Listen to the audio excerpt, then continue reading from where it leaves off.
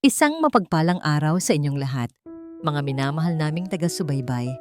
Kumusta po ang inyong mga puso ngayong araw? Sana ay nasa mabuti kayong kalagayan, saan mang sulok ng mundo kayo naroroon. Muli, samahan niyo ako sa isang panibagong kwento na tiyak nakakatok sa inyong mga damdamin at magmumulat sa inyong mga isipan. Sabi nila, ang isang tahanan ay hindi nasusukat sa ganda ng pader o sa kinang ng mga ilaw, kundi sa katahimikan ng gabi kung saan ang lahat ay payapa. Pero paano kung ang katahimikan na iyon ay hindi kapayapaan? Paano kung ito ay ang pagpipigil na lamang ng hininga bago ang isang malakas na sigwa? Sa kwento natin ngayon, sasaksihan natin ang buhay ng isang babaeng akala ng lahat ay nasa kanya na ang mundo, pero unti-unting ninanakawan ang sarili niyang liwanag. Handa na ba kayong makinig? Simulan na natin. 4:30 pa lang ng umaga, gising na ang diwa ni Sinag. Hindi tumunog ang alarm clock, hindi na kailangan. Ang katawan niya mismo ang nagdikta na kailangan na niyang bumangon. Sa labas ng bintana ng kanilang malawak na bahay sa Quezon City, madilim pa ang langit. Pero para kay Sinag, nagsimula na ang araw. Dahan-dahan siyang bumangon mula sa malambot na kama. Maingat na huwag lumikha ng kahit anong ingay na makagigising sa lalaking mahimbing na natutulog sa tabi niya. Si Bagwis, pinagmasdan niya ito sandali. Sa ilalim ng dim light ng lampshade, mukhang anghel ang asawa niya.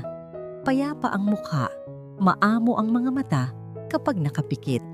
Ito ang mukhang minahal niya noong wala pa silang pera. Ito ang mukhang pinangakuan niya na iaahon niya sa hirap, at tinupad niya iyon. Napabuntong hininga si Sinag at marahang inayos ang kumot ni Bagwis. Pagkatapos, tinali niya ang kanyang mahabang buhok at bumaba patungong kusina. Kahit may 2 katulong sila sa bahay, si Sinag pa rin ang nagluluto ng almusal. Ito ang ritual niya. Ito ang paraan niya ng pag-aalaga na hindi kayang bayaran ng kahit sinong sweldo. Ang amoy ng sinangag na bawang at pritong tapa ang unang pumuno sa malawak at modernong kusina. Tunog ng sandok na tumatama sa kawali ang tanging musika niya. Si Sinag Di Malanta, ang CEO ng Likha Organics, ang babaeng tinitingala ng daan-daang empleyado, ay ngayoy simpleng asawa na nagpiprito ng itlog para sa kanyang pamilya. Manang, pakihanda na po ang barong ni Sir Bagwis. Utos niya sa kasambahay na kakapasok lang habang inaayos niya ang plating ng pagkain. Opo, Ma'am Sinag. Ang bango naman po niyan, sagot ng katulong. Ngumiti lang si Sinag. Isang ngiting pagod pero puno ng pagmamahal. Maya-maya pa, narinig na niya ang mga yapak sa hagdan. Hindi si Bagwis.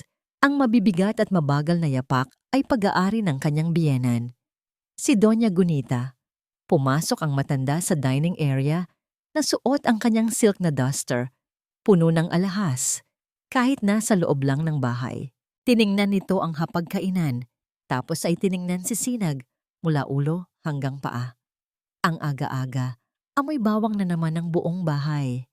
Reklamo ni Doña Gunita habang umuupo sa kabisera. Sinag, Hija, CEO ka na ng kumpanya. Hindi ba pwedeng hayaan mo na yan sa mga katulong? Nagmumukha kang kusinera eh. Naramdaman ni Sinag ang pamilyar na kurot sa kanyang dibdib. Sanay na siya. 10 taon na siyang sanay. Gusto ko lang po ipagluto ang asawa ko at kayo, Mama. Masama po ba yon? Malumanay na sagot ni Sinag habang nilalagyan ng kape ang tasa ng biyanan. Hindi naman masama. Humigop ng kape ang matanda. Hindi man lang nagpasalamat. Baka lang kasi nakakalimutan mo na ang posisyon mo. O baka naman, iyan na lang ang kaya mong ibigay kay Bagwis dahil wala ka pa ring maibigay na apo sa akin. Natigilan si Sinag. Ang sandok na hawak niya ay muntik nang dumulas sa kanyang kamay. Iyon ang laging bala ni Doña Gunita. Ang kawalan nila ng anak. Bago pa man makasagot si Sinag, bumaba na si Bagwis. Mabango, bihis na bihis, at mukhang presko. Good morning, ma. Good morning, mahal. Bati ni Bagwis sabay halik sa pisngi ni Sinag. Mabilis. Walang init. Parang humalik lang sa hangin. Agad itong umupo at kinuha ang cellphone.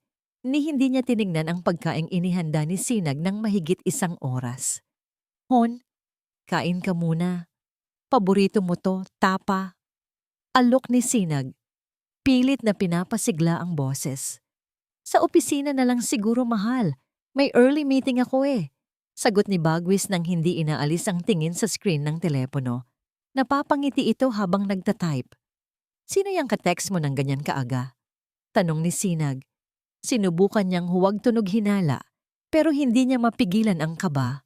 Mabilis na pinatay ni Bagwis ang screen. Wala. Si attorney lang. Tungkol sa expansion ng warehouse. Ang kulit kasi. Ang aga-aga nagtatanong. Tumango si Sinag. Ah, ganun ba? Sige, ipapabalot ko na lang to. Habang abala si Sinag sa paglalagay ng pagkain sa baunan, napansin niya ang pagpapalitan ng tingin ni Bagwis at Doña Gunita. Isang tinginan na parang may alam sila na hindi alam ni Sinag. Isang tinginan na nagpapahiwatig na siya ay iba sa kanila. Nang makaalis na ang mag-ina, sakay ng magkahiwalay na sasakyan, si Bagwis papuntang opisina at si Doña Gunita papuntang clubhouse para magsugal. Naiwan si Sinag sa malaking bahay. Tahimik. Sobrang tahimik. Nagmadali na rin siyang mag-ayos. Pagdating sa opisina ng Likha Organics, nagbago ang aura ni Sinag. Mula sa maamong asawa, siya ay naging ang matalino at striktong boss. Pero kahit gaano siya kabisi, ang isip niya ay nasa kakaibang kinilos ni Bagwis kanina. Tanghali na nang mapagpasyahan niyang silipin ang sasakyan ni Bagwis sa parking lot. Gusto niya sana itong sorpresahin ng lunch dahil hindi nito kinain ang almusal kanina. May duplicate key si Sinag. Binuksan niya ang pinto ng SUV. Ang amoy ng sasakyan ay pamilyar. Amoy ng leather at pabango ni Bagwis. Pero may humalo. Isang matapang na amoy. Vanilla? Strawberry? Masyadong matamis. Hindi ito pabango ng lalaki. Habang inaayos niya ang mga nakakalat na dokumento sa passenger seat, may kumislap sa ilalim ng upuan. Yumuko si Sinag at dinampot ito. Isang hikaw. Hindi ito diamante. Hindi ginto. Isa itong mumurahing hikaw na nabibili sa bangketa. Gawa sa plastik na nagkukunwaring kristal. Kulay pink na may palawit na puso. Nanginig ang kamay ni Sinag. Wala siyang ganitong hikaw. Ang mga hikaw niya ay simple, elegante at tunay. Si Doña Gunita ay lalong hindi magsusuot ng ganito. Sino ang sumasakay sa passenger seat ng asawa niya na nagmamay-ari ng ganitong klasing bagay? Biglang pumasok sa isip niya ang imahe ni Bagwis kaninang umaga. Ang ngiti nito habang nakatingin sa cellphone. Ang mabilis na pagtanggi sa almusal na niluto niya. Ibinalik ni Sinag ang hikaw sa ilalim ng upuan. Hindi niya ito kinuha. Hindi siya sumigaw. Bumalik siya sa opisina niya na parang walang nangyari. Pero sa loob-loob niya, parang may nabasag na salamin na hindi na muling mabubuo. Buong hapon nagtrabaho siya. Pinirmahan ang mga tseke. Kinausap ang mga investors. Ngumiti siya sa mga empleyado. Good job, sabi niya sa kanila. Pero ang puso niya ay sumisigaw. Gabi na nang makauwi siya. Wala pa si Bagwis. Meeting daw. Naupo si Sinag sa sofa, sa dilim ng sala. Hindi niya binuksan ang ilaw. Gusto niyang yakapin siya ng dilim. Biglang umilaw ang cellphone niya sa ibabaw ng center table. Isang mensahe mula sa unknown number. Kinabahan siya. Ang lakas ng tibok ng puso niya ay dinig sa buong kwarto.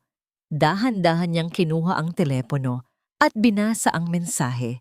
2 pangungos lang, pero sapat na para gumuho ang mundo niya. Hindi sa kanya ang kumpanya, hindi rin sa iyo ang asawa mo. Kasunod nito ay isang litrato, medyo malabo, kuha sa isang parking lot. Pero kilalang kilala niya ang lalaki, si Bagwis, at may kahalikan itong babae. Ang babae ay may suot na hikaw. Isang malaking puso na kulay pink. Napapikit si Sinag. Tumulo ang luha na kanina pa niya pinipigil. Pero hindi ito luha ng panghihina. Ito ay luha ng isang taong nagigising sa mahabang pagkakahimbing. Sa dilim ng gabing iyon, namatay ang Sinag na mapagbigay. Kung mayroon mang natutunan si Sinag sa loob ng 10 taon ng pagpapatakbo sa Likha Organics, ito ay ang sining ng pagtatago. Alam niya kung paano itago ang pagod sa harap ng investors. Alam niya kung paano itago ang kaba kapag bumabagsak ang sales. Pero ngayong umaga, sa harap ng salamin, sinusubukan niyang itago ang isang bagay na mas mabigat. Ang katotohanang alam na niya ang lahat. Tinitigan ni Sinag ang kanyang refleksyon. Naglagay siya ng kaunting foundation para takpan ang pangingitim ng ilalim ng kanyang mga mata. Walang tulog. Paano siya makakatulog gayong bawat pikit niya? Nakikita niya ang litratong ipinadala sa kanya kagabi, si Bawis. May kahalikang iba. Binuksan niya ang gripo at hinayaan ang malamig na tubig na dumaloy sa kanyang mga kamay. Hinga. Sinag. Hinga. Hindi ito ang oras para mag-iskandalo. Ang babaeng sumisigaw ay tinatawag na baliw. Ang babaeng tahimik ay tinatawag na mapanganib. Pinili niyang maging mapanganib. Paglabas niya ng banyo, nakabihis na si Bagwis. Inaayos nito ang kanyang necktie sa harap ng full-length mirror. Hon? Okay ka lang? Ang putla mo. Puna ni Bagwis, pero hindi man lang ito lumingon para tignan siya ng diretso. Nakatingin lang ito sa sarili, sa salamin. Masama lang ang pakiramdam ko kagabi. Sagot ni Sinag. Pinilit niyang gawing normal ang boses niya. Pero okay na ako. Good. Kasi darating si Mama mamayang gabi para mag-dinner. May gusto daw siyang pag-usapan. Sabi ni Bagwis bago kinuha ang kanyang briefcase. Mauna na ako. I love you. Isang halik sa pisngi. Dati, ang halik na ito ay nagbibigay ng kuryente sa kanya. Ngayon, parang yelo na dumampi sa balat niya. Nanlamig siya. I love you too, sagot ni Sinag. Ang pinakamalaking kasinungalingang binitawan niya sa tanang buhay niya. Nang makaalis ang sasakyan ni Bagwis, hindi pumasok si Sinag sa opisina. Sa halip, nagkulong siya sa home office nila. Kailangan niyang magsimula. Kung totoo ang text message na hindi sa kanya ang asawa niya, baka totoo rin na hindi sa kanya ang kumpanya. Binuksan niya ang mga bank statements na dumarating sa bahay, pero madalas ay si Bagwis na ang nagbubukas. Sa tagal ng panahon, ipinaubaya niya ang financial reports kay Bagwis dahil nagtiwala siya. Siya ang utak sa produkto, si Bagwis sa pera. Napakalaking pagkakamali. Isa-isa niyang sinuri ang mga dokumento. Sa una, mukhang normal ang lahat. Pasweldo, bayad sa suppliers, rentals. Pero habang lumalalim ang paghuhukay niya, may napansin siyang pattern. May buwanang transfer sa isang account na nakapangalan sa G Project Consultancy. 500,000, minsan 1,000,000. Ang G Project ay hindi rehistradong supplier ng Likha Organics. Kinuha ni Sinag ang kanyang notebook at isinulat ang detalye. G Project. Gunita. Posible kaya? Kinagabihan, dumating si Doña Gunita.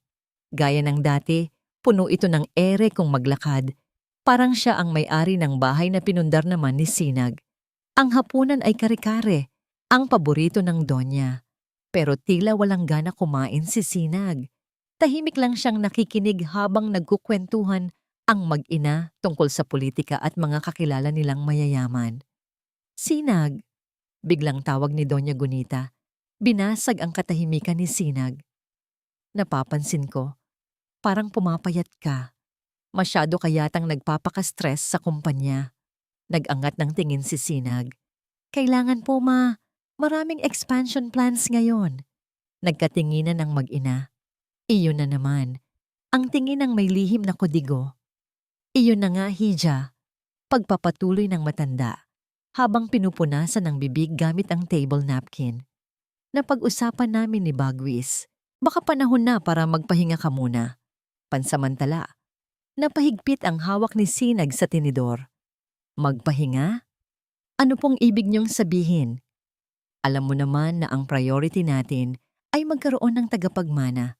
Sabi ni Doña Gunita, ang boses ay matamis, pero ang mata ay mapanghusga. Paano ka mabubuntis kung palagi kang stressed sa trabaho? Bakit hindi mo muna ipasa kay Bagwis ang pamamahala? Siya na ang bahala sa lahat. Mag-focus ka sa pagiging asawa, sa pagiging ina. Naramdaman ni Sinag ang init na gumapang sa kanyang leeg. Gusto nilang kunin ang kumpanya. Gusto nilang alisan siya ng kapangyarihan sa sarili niyang negosyo habang nakakulong siya sa bahay, naghihintay ng anak na baka hindi naman dumating. Tumingin siya kay Bagwis, umaasang ipagtatanggol siya nito. Tama si Mama Hon, sabi ni Bagwis, hinawakan ang kamay niya sa ibabaw ng mesa. Ako na ang bahala. You trust me, right? Para rin ito sa pamilya natin. Trust. Ang salitang yon ay parang lason ngayon. Bumuntong hininga si Sinag at dahan-dahang binawi ang kamay niya. Ngumiti siya. Isang ngingiting walang umabot sa mata. Pag-iisipan ko po, Mama. Salamat sa payo.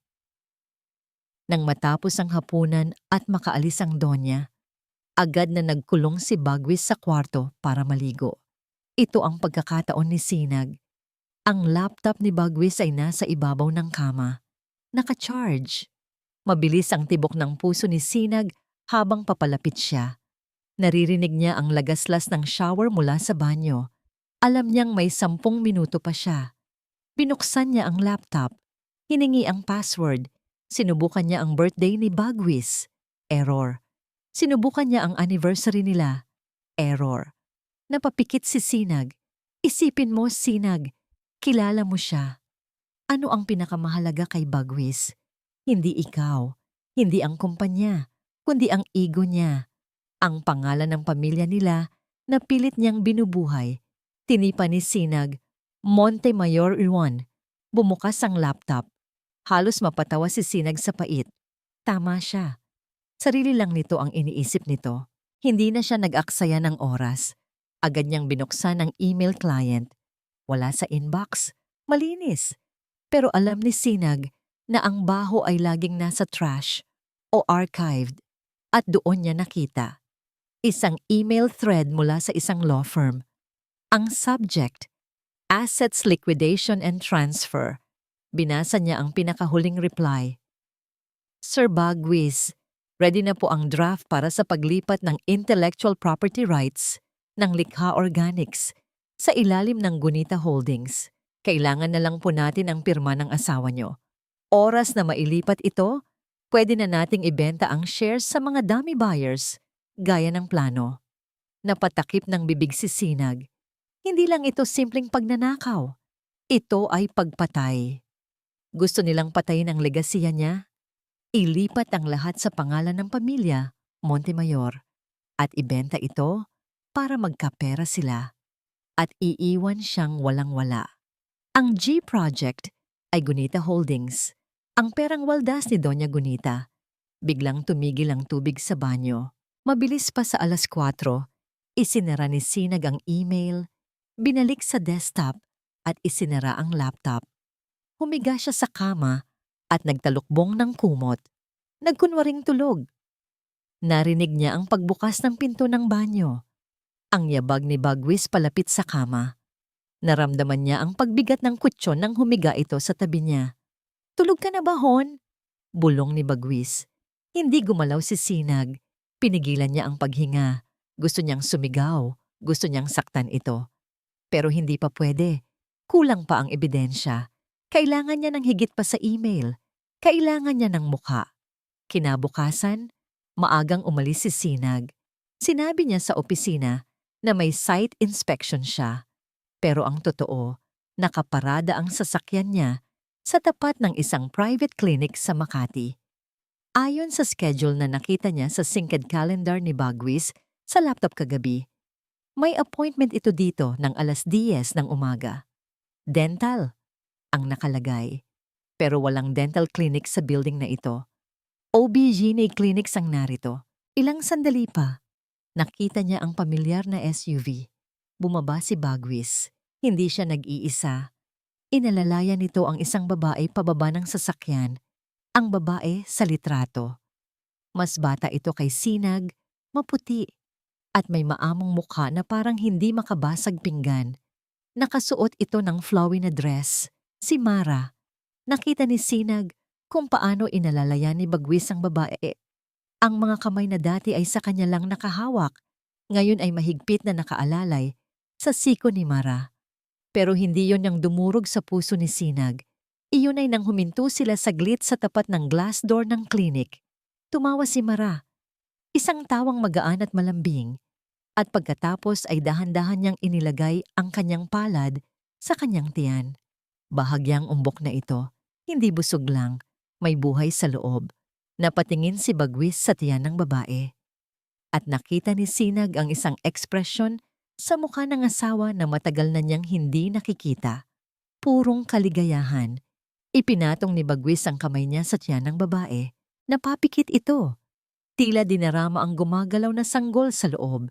Isang ngiting puno ng pag-asa. Isang ngiting kailanman ay hindi na ibigay ni Bagwis kay Sinag sa tuwing pinag-uusapan nila ang pagkakaroon ng pamilya. Para kay Sinag, parang tumigil ang pag-ikot ng mundo. Ang sakit ay hindi parang sinampal.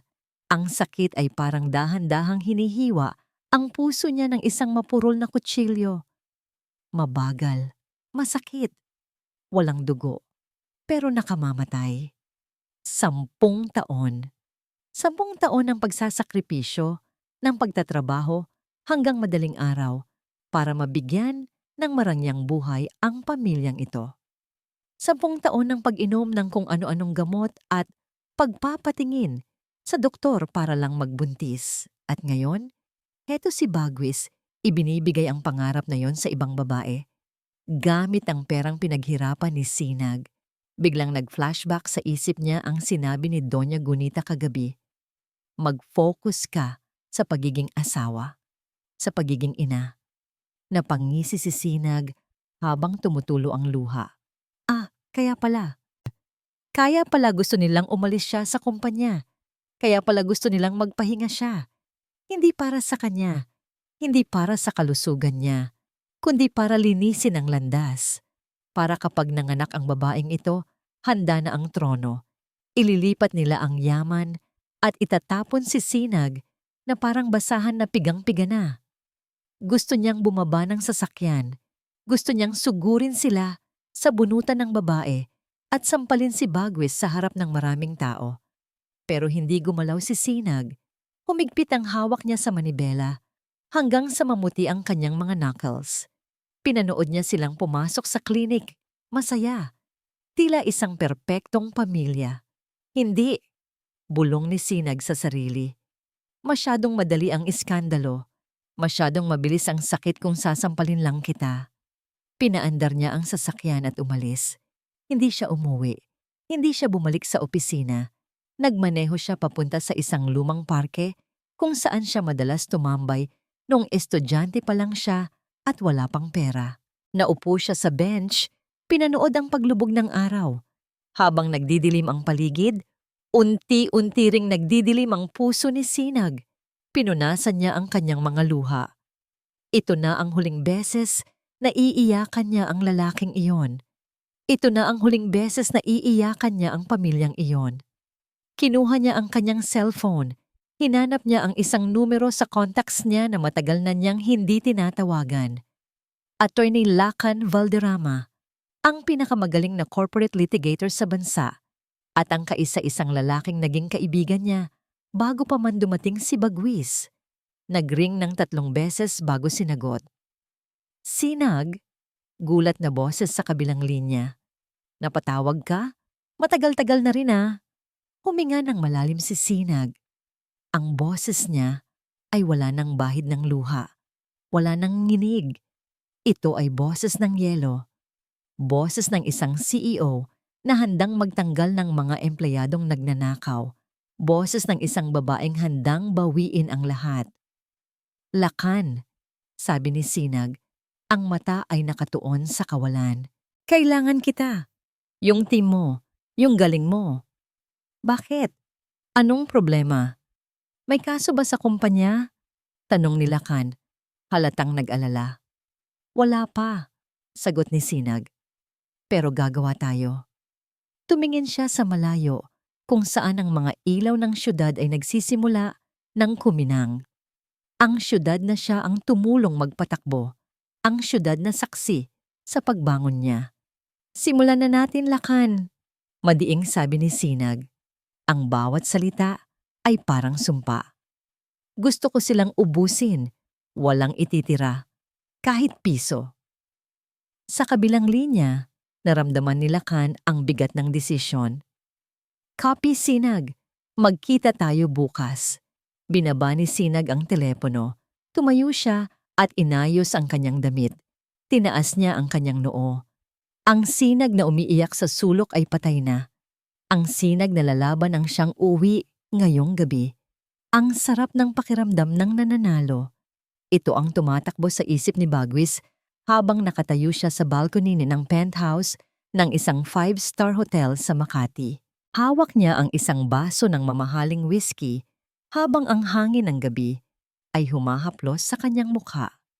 Mula sa taas, ang mga sasakyan sa EDSA ay parang mga maliliit na laruan. Ganito ang pakiramdam ng may kapangyarihan, ang tingnan ang mundo mula sa itaas. Babe, lalamigin ka dyan. Malambing na boses mula sa likuran. Lumapit si Mara at yumakap sa kanyang bewang. Ipinatong ang baba sa kanyang balikat. Amoy vanilla at strawberry. Matamis. Sariwa. Malayong malayo sa amoy ni Sinag na madalas ay amoy papel, ink, o kaya naman ay bawang mula sa kusina. Humarap si Bagwis at nginitian ang babaeng nagdadala ng kanyang tagapagmana. Iniisip ko lang ang future natin, Mara. Bulong ni Bagwis sabay haplos sa tiyan nito. Sa wakas, magkakaroon na ng Montemayor na magpapatuloy ng pangalan ko. Isang bagay na hindi kayang ibigay ng asawa ko, kahit ubusin pa niya ang pera niya sa mga doktor. Tumawa ng mahina si Mara. Sigurado ka bang hindi siya makakahalata? Baka naman matalino yang si Sinag. CEO siya, di ba? Humalakhak si Bagwis, isang tawang puno ng kumpiyansa. Si Sinag. Matalino siya sa negosyo, oo. Pero sa pag-ibig, tanga siya, Mara. Pagmamayabang ni Bagwis. Ininom niya ang natitirang alak sa baso. Sambahin niya ako. 10 taon ko na siyang minamanipula. Isang halik ko lang, tiklop na yon. Isang I love you ko lang, ibibigay na niya pati kaluluwa niya. Humiwalay si Mara at naglakad pabalik sa kama. Umupo ng pa-sexy. So kailan mo ibibigay sa akin ang susi ng bagong kondo? At yung transfer? Alam mo naman, kailangan ng security ng baby natin. Malapit na. Konting pirma na lang. Kindat ni Bagwis. Bukas na bukas din, sisimulan ko na ang final phase. Kinabukasan, maagang pumasok si Bagwis sa opisina ng Likha Organics. Suot niya ang kanyang pinakamagandang suit. Ang bawat hakbang niya sa hallway ay puno ng yabang. Binabati siya ng mga empleyado. Good morning, Sir Bagwis. At tumatango lang siya. Sulitin niyo na, isip-isip niya. Dahil sa susunod na buwan, hindi na lang ako sir. Ako na ang may-ari ng lahat ng ito. Dumiretso siya sa opisina ni Sinag. Naabutan niya itong nakadukdok sa trabaho, gaya ng dati. Napapaligiran ng mga folders at blueprints. Nang pumasok siya, nag-angat ito ng tingin. Napansin ni Bagwis na medyo maputla si Sinag at parang pagod na pagod ang mga mata. Perfect, isip niya. Mas madaling utuin ang taong pagod. Hi, Hon! Bati ni Bagwis. Nilapitan niya ito at hinalikan sa noo. Dinalhan kita ng favorite mong kape. Inilapag niya ang kape sa mesa. Tinitigan siya ni Sinag. May kakaiba sa tingin nito. Parang matalim, pero agad ding nawala at napalitan ng pamilyar na ngiti. Yung ngiting sunod-sunuran. Salamat, Hon. Mahinang sabi ni Sinag. Masyado lang akong maraming iniisip. Kaya nga nandito ako sabi ni Bagwis, sabay lapag ng makapal na folder sa harap ni Sinag. Ito na, ang bitag. Hon, ito na yung proposal ni attorney para sa expansion. Kailangan na raw ng signature mo para ma-process ang loan at yung transfer ng management rights sa holding company natin. Para mabawasan na ang load mo. Pinigilan ni Bagwis ang kanyang paghinga. Ito ang pinakakritikal na sandali. Kung babasahin ni Sinag ang bawat pahina, makikita niya na ang Gunita Holdings ay may clause na naglilipat ng ownership ng intellectual property kapag nagkaroon ng incapacity ang current CEO. At syempre, si Bagwis ang magdedeklara ng incapacity na yon. Binuksan ni Sinag ang folder, bumilis ang tibok ng puso ni Bagwis. Pirmahan mo na. Huwag mo nang basahin. Tumingin si Sinag sa kanya. Ikaw ba ang nag-review nito, Bagwis? Oo naman, Hon. Alam mo namang ayaw kitang mapahamak. Para sa pamilya natin to. Para sa future ng mga magiging anak natin. Pagsisinungaling niya ng walang kurap, nakita niya ang paglambot ng mukha ni Sinag. Kinuha nito ang pen. Sige, nagtitiwala ako sa'yo, sabi ni Sinag. At sa harap ng mga mata ni Bagwis, pinirmahan ni Sinag ang huling pahina. 1, 2, 3 pirma. Gusto sanang sumigaw ni Bagwis sa tuwa. Ang dali. Napakadali. Ang babaeng tinaguri ang Iron Lady ng business industry ay naging maamong tupa sa harap niya. Salamat, Hon. Kinuha agad ni Bagwis ang folder bago pa magbago ang isip nito. Ako na ang magdadala nito kay attorney. Tanghali na nang tumawag si Doña Gunita. Kumusta, anak? Napirmahan na ba? Bungad ng ina. Halatang hindi makapaghintay. Done deal, ma. Mayabang na sagot ni Bagwis habang nagmamaneho papunta sa lunch date nila ni Mara. Hawak ko na ang dokumento. Sa susunod na board meeting, pwede ko nang sipain palabas ang mga allies ni Sinag. Mabuti naman. Halakak ng Donya. Masyado na siyang nagmamagaling. Akala mo kung sinong Reyna? Anak lang naman ng labandera nung araw. Ibalik natin siya sa pinanggalingan niya. Bagwis! Huwag kang mag-alala, ma. Konting tiis na lang. Nang gabing iyon, umuwi si Bagwis na may dalang bulaklak para kay Sinag. Parte pa rin ito ng palabas. Kailangan niyang panatilihin ang imahe ng mabuting asawa hanggang sa huling sandali. Naabutan niya si Sinag sa sala, nakaupo at may hawak na baso ng wine. Bihira itong uminom. Hon, flowers for you. Abot ni Bagwis. Tinanggap ni Sinag ang bulaklak, inamoy sandali, at inilapag sa mesa. Salamat. Umupo si Bagwis sa tabi niya, akmang yayakap. Pero biglang tumayo si Sinag at naglakad papunta sa bintana. Nakatalikod ito sa kanya. Bagwis. Tawag nito. Seryoso ang boses. Yes, Hon? Malapit na ang 10th anniversary ng Likha Organics. Panimula ni Sinag. Gusto ko sanang gawing special ngayong taon. Napangiti si Bagwis. Perfect timing. Oo naman. Anong plano mo?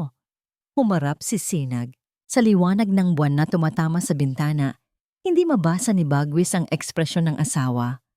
Nakangiti ito, pero hindi umaabot sa mata. Gusto kong magdaos ng malaking grand ball, sabi ni Sinag. Imbitahin natin lahat, investors, media, partners, pati ang pamilya mo. At gusto ko, sa gabing iyon, may gawin tayong major announcement. Nagningning ang mga mata ni Bagwis. Ito na yon. Sigurado siya. Ito na ang moment na inaantay niya. Gusto siguro ni Sinag na i-announce sa publiko ang pag-step down niya at ang pag-upo ni Bagwis bilang bagong chairman. Gusto nitong gawing formal at grandiose. Ang ego ni Bagwis ay lumubo ng sobra-sobra. Bilib din ako sa babaeng to. Gusto pa niya ng seremonya para sa pagbagsak niya. That sounds wonderful, Hon. Sagot ni Bagwis pigilang excitement. I think that's exactly what we need. Isang bagong simula. Lumapit si Sinag sa kanya. Hinawakan ang kwelyo ng polo niya at inayos ito. Tinitigan siya nito sa mata. Oo, Bagwis. Bulong ni Sinag. Isang bagong simula na hinding-hindi makakalimutan ng lahat. Lalo na ikaw. Hindi naramdaman ni Bagwis ang kilabot. Ang naramdaman lang niya ay tagumpay. Akala niya ay hawak na niya ang mundo. Hindi niya alam, ang babaeng nasa harap niya ay hindi sumusuko, kundi nagkakasa pa lang ng baril. Hinawakan ni Bagwis ang kamay ni Sinag at hinalikan ito. I can't wait, mahal. I really can't wait. Ako rin, sagot ni Sinag. Hindi mo lang alam kung gaano ako ka-excited. Minsan, ang katotohanan ay mas kakaiba kaysa sa kahit anong teleserye. Akala ni Sinag, ang problema lang niya ay ang pagiging babaero ng asawa niya at ang pagiging matapobre ng biyanan niya. Pero habang nakaupo siya sa loob ng isang tinted na van sa isang liblib na parking lot sa Quezon City, na-realize niyang hindi lang ito simpleng love triangle. Isa itong crime scene in the making. Sa harap niya ay nakaupo si Mr. Rosales, isang veteranong private investigator na inirekomenda ni Attorney Lacan. Iniabot nito ang isang brown envelope na medyo makapal. Ma'am Sinag, handa na ba kayong malaman kung sino talaga ang babaeng yon? Tanong ni Mr. Rosales, seryoso ang muka. Huminga ng malalim si Sinag. Ibigay mo na sa akin. Binuksan niya ang envelope. Bumungad sa kanya ang mga litrato ni Mara. Pero hindi ito ang Mara na nakita niya sa klinik na mukhang inosente at desente. Sa mga litratong ito, nasa kasino si Mara. May hawak na sigarilyo, makapalang makeup, at nakaupo sa tabi ng mga lalaking mukhang goons. Ang pangalan niya ay Maricar de Silva, panimula ni Mr. Rosales. Hindi siya anak mayaman o business partner gaya ng pakilala ni Sir Bagwis. Isa siyang honey trap na nagtatrabaho para sa isang underground lending syndicate. Napakunot ang noo ni Sinag. Syndicate? Bakit nila tatargetin si Bagwis? Dahil sa utang, ma'am, sagot ng investigador. May inilabas pa itong isang papel. Listahan ng mga utang sa kasino.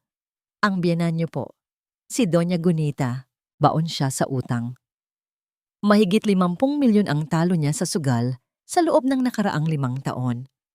Ang sindikato na pinagtatrabahuhan ni Mara ang pinagkakautangan ng Donya. Para binuhusan ng malamig na tubig si Sinag, biglang luminaw ang lahat. Ang pagmamadali nilang ilipat ang assets ng kumpanya kay Bagwis. Ang pressure na mag-step down, si Sinag. Hindi ito dahil gusto lang nilang soluhin ang yaman. Kailangan nilang makuha ang pera ng Likha Organics para bayaran ang utang ng Donya bago sila ipapatay ng sindikato. At si Mara? Siya ang insurance. Ipinadala siya para siguraduhing mahuhuthot ni Bagwis ang lahat ng pwedeng mahuthot. Napatawa si Sinag, isang tawang puno ng pait at awa. Ang galing, bulong niya. Akala ni Bagwis, siya ang hari. Yun pala, siya ang biktima. Ginagamit lang siya ng sarili niyang ina at ng babaeng akala niya ay mahal siya. Anong plano niyo, ma'am? Gusto niyo bang ibigay ko ito sa pulis? Tanong ni Mr. Rosales. Umiling si Sinag. Ang mga mata niya ay nag-alab. Hindi, sayang ang drama kung tatapusin natin agad. Kung nagkakaloko-lokohan sila. Pwes, sasali ako sa laro. Kinuha ni Sinag ang envelope. Salamat, Mr. Rosales. Ako na ang bahala dito. Nang hapong yun, imbes na umuwi at magmukmok, dumaan si Sinag sa bangko. Gamit ang kanyang kapangyarihan bilang CEO, nagbukas siya ng isang shadow account sa ilalim ng pangalan ng kumpanya pero may access rights na nakatago. Pagkatapos, gumawa siya ng digital trail. Nag-transfer siya ng maliit na halaga, 50,000, mula sa personal account ni Bagwis papunta sa isang account na natuklasan ni Mr. Rosales na pagmamay-ari ni Mara. Gagawin niyang embezzler si Mara. Kapag nagkagipitan, siya ang magiging magnanakaw sa paningin ni Bagwis. Pero hindi pa tapos si Sinag. Gusto niyang makita ang kalaban ng malapitan. Ayon sa schedule na nakuha ng investigador, tuwing Biyernes ng hapon ay nasa isang exclusive spa sa BGC si Mara para sa kanyang prenatal massage. Nagbihis si Sinag, hindi corporate attire. Nagsuot siya ng simpleng puting damit, walang alahas walang makeup. Mukha siyang pagod at talunan. Eksakto sa itsurang gustong makita ng mga kaaway niya. Pagpasok niya sa waiting lounge ng spa, agad niyang namataan si Mara. Nakaupo ito sa sofa, nagbabasa ng magazine habang hinihimas ang tiyan. Nagniningning ang balat nito, halatang alagang-alaga. Sa pera ni Bagwis, huminga ng malalim si Sinag at naglakad palapit. Umupo siya sa tapat mismo ni Mara. Nag-angat ng tingin ng kabit. Saglit na rumehistro ang gulat sa mga mata nito, pero agad ding napalitan ng isang mapang-asar na ngiti. Hindi nito kilala si Sinag ng personal, pero sigurado si Sinag na kilala siya nito sa mukha. "Oh, hello," bati ni Mara na parang inosente. "You look familiar. Kayo po yung may-ari ng Likha Organics, di ba? Miss Sinag?" Tinitigan siya ni Sinag, ang kapal ng mukha. "Ako nga," mahinang sagot ni Sinag. "At ikaw? Ikaw siguro ang client na laging kinukwento ng asawa ko?" Tumawa ng mahina si Mara. "Client? Ah, siguro nga. Close kami ni Bagwis. Tinutulungan ko siya sa stress." Kitang-kita ni Sinag ang pangmamaliit sa mata ng babae. Tingin nito kay Sinag ay isang loser, isang asawang malapit ng palitan. "Mukhang pagod kayo, Miss Sinag," dagdag pa ni Mara, sabay sipat sa kanyang mga kuko. Sabi kasi ni Bagwis, masyado daw kayong workaholic. Baka nakakalimutan nyo ng maging babae. Kaya siguro, naghahanap ng iba ang mga asawa, di ba? Napakasakit ng salita. Kung ito ang dating Sinag, baka umiyak na siya o nanampal. Pero ang Sinag na kaharap ni Mara ngayon ay iba na. Ngumiti si Sinag. Isang ngiting abot sa mata pero hindi mainit. Nakakakilabot. Lumapit siya ng kaunti kay Mara. Ibinaba niya ang kanyang boses para silang dalawa lang ang makarinig. "Alam mo, Hija, tama ka. Pagod ako," sabi ni Sinag. "Pagod ako sa paglilinis ng kalat ng pamilyang Montemayor." Napawi ang nangiti ni Mara. "Anong ibig mong sabihin?" Tinitigan siya ni Sinag diretso sa mata. Ang tingin ng isang nakakaalam ng lahat. "Alam ko ang pangalan mo, Maricar," bulong ni Sinag. Namutla si Mara. Ang kamay na naghihimas sa tiyan ay tumigil. "At alam ko rin kung magkano ang utang ni Doña Gunita sa mga boss mo." Patuloy ni Sinag, bawat salita ay parang patalim. "Huwag kang mag-alala. Hindi ko sasabihin kay Bagwis na isa ka lang kolektor na nagpapanggap na lover. Nakakaawa naman siya. Masyado siyang in love sa'yo." Nagsimulang manginig ang labi ni Mara. Wala kang alam." Tumayo si Sinag at inayos ang kanyang damit. Tumingin siya sa tiyan ni Mara. "Ingatan mo yang bata." Huling bulong ni Sinag, sabay tapik sa balikat ni Mara na parang isang concerned na ate. "Baka yan na lang ang alas mo kapag nalaman ni Bagwis na ginagawa niyo siyang gatasan. At kapag nalaman ng boss mo na pumapalpak na ang plano niyo." Iniwan ni Sinag si Mara na nakatulala, namumutla, at nanginginig sa takot sa loob ng malamig na spa. Paglabas ni Sinag ng building, sinalubong siya ng init ng hapon. Pero sa loob niya, napakaginhawa. Nagsisimula ng magkaroon ng lamat ang alyansa ng mga kaaway niya. Hindi niya kailangang sirain sila ng sabay-sabay. Kailangan lang niyang pag-awayin ang mga daga habang pinapanood niya silang magpatayan. Kinuha niya ang cellphone at tinawagan si Attorney Lacan. "Lacan, proceed with Phase 2, utos ni Sinag. "I-freeze na natin ang joint accounts sa araw ng party. Gusto kong makita kung paano sila magkakagulo kapag nawalan na ng laman ang ATM nila." "Copy, Sinag. Pero sigurado ka ba? Mawawalan din ng access si Bagwis sa panggastos sa bahay." "Yun nga ang gusto ko," sagot ni Sinag habang sumasakay sa kanyang kotse. Tignan natin kung hanggang saan ang pagmamahal ni Mara kapag wala nang maibigay na pera ang asawa ko. Sabi nila, ang pinakamatalim na sandata ay hindi baril o patalim. Minsan, ito ay isang piraso ng papel at isang mamahaling ballpen. Sa mundo ng negosyo, ang isang pirma ay pwedeng bumuo ng imperyo o magwasak ng buhay. 11:00 na ng gabi. Tahimik ang private conference room sa opisina ni Attorney Lacan Valderrama. Tanging ang tunog ng aircon at ang paglipat ng mga pahina ng dokumento ang maririnig. Nakaharap si Sinag sa isang mahabang mesa na puno ng papeles. Wala na ang takot sa kanyang mukha. Wala na rin ang lungkot. Ang natitira na lang ay ang lamig ng isang surgeon na handang mag-opera. Sinag, sigurado ka na ba dito? Tanong ni Lacan. Hawak nito ang isang makapal na dokumento na may titulong Deed of Absolute Assignment. Kapag itinuloy natin ito, hindi lang si Bagwis ang babagsak. Madadamay ang reputasyon ng Likha Organics pansamantala. Handa ka bang isugal ang pangalan ng kumpanyang itinayo mo? Humigop si Sinag ng kape. Mapait. Kasing pait ng katotohanang kailangan niyang lunukin. Ang Likha Organics ay hindi ang gusali. Lacan. Hindi ito ang mga makina o ang mga delivery truck. Sagot ni Sinag nang hindi tumitingin. Ang likha ay ako. Ang mga formula, ang tiwala ng mga tao, ang puso ng kumpanya, nasa akin yon. Kinuha niya ang dokumento at itinuro ang Clause 14B. Dito, madiing sabi ni Sinag, sa oras na pirmahan ni Bagwis ang acceptance ng pagiging chairman bukas sa party, automatic na magtitrigger ang clause na ito. Binasa ni Lacan ang clause na matagal na nilang inihanda. 6 na buwan na ang nakakaraan nung una pa lang maghinala si Sinag.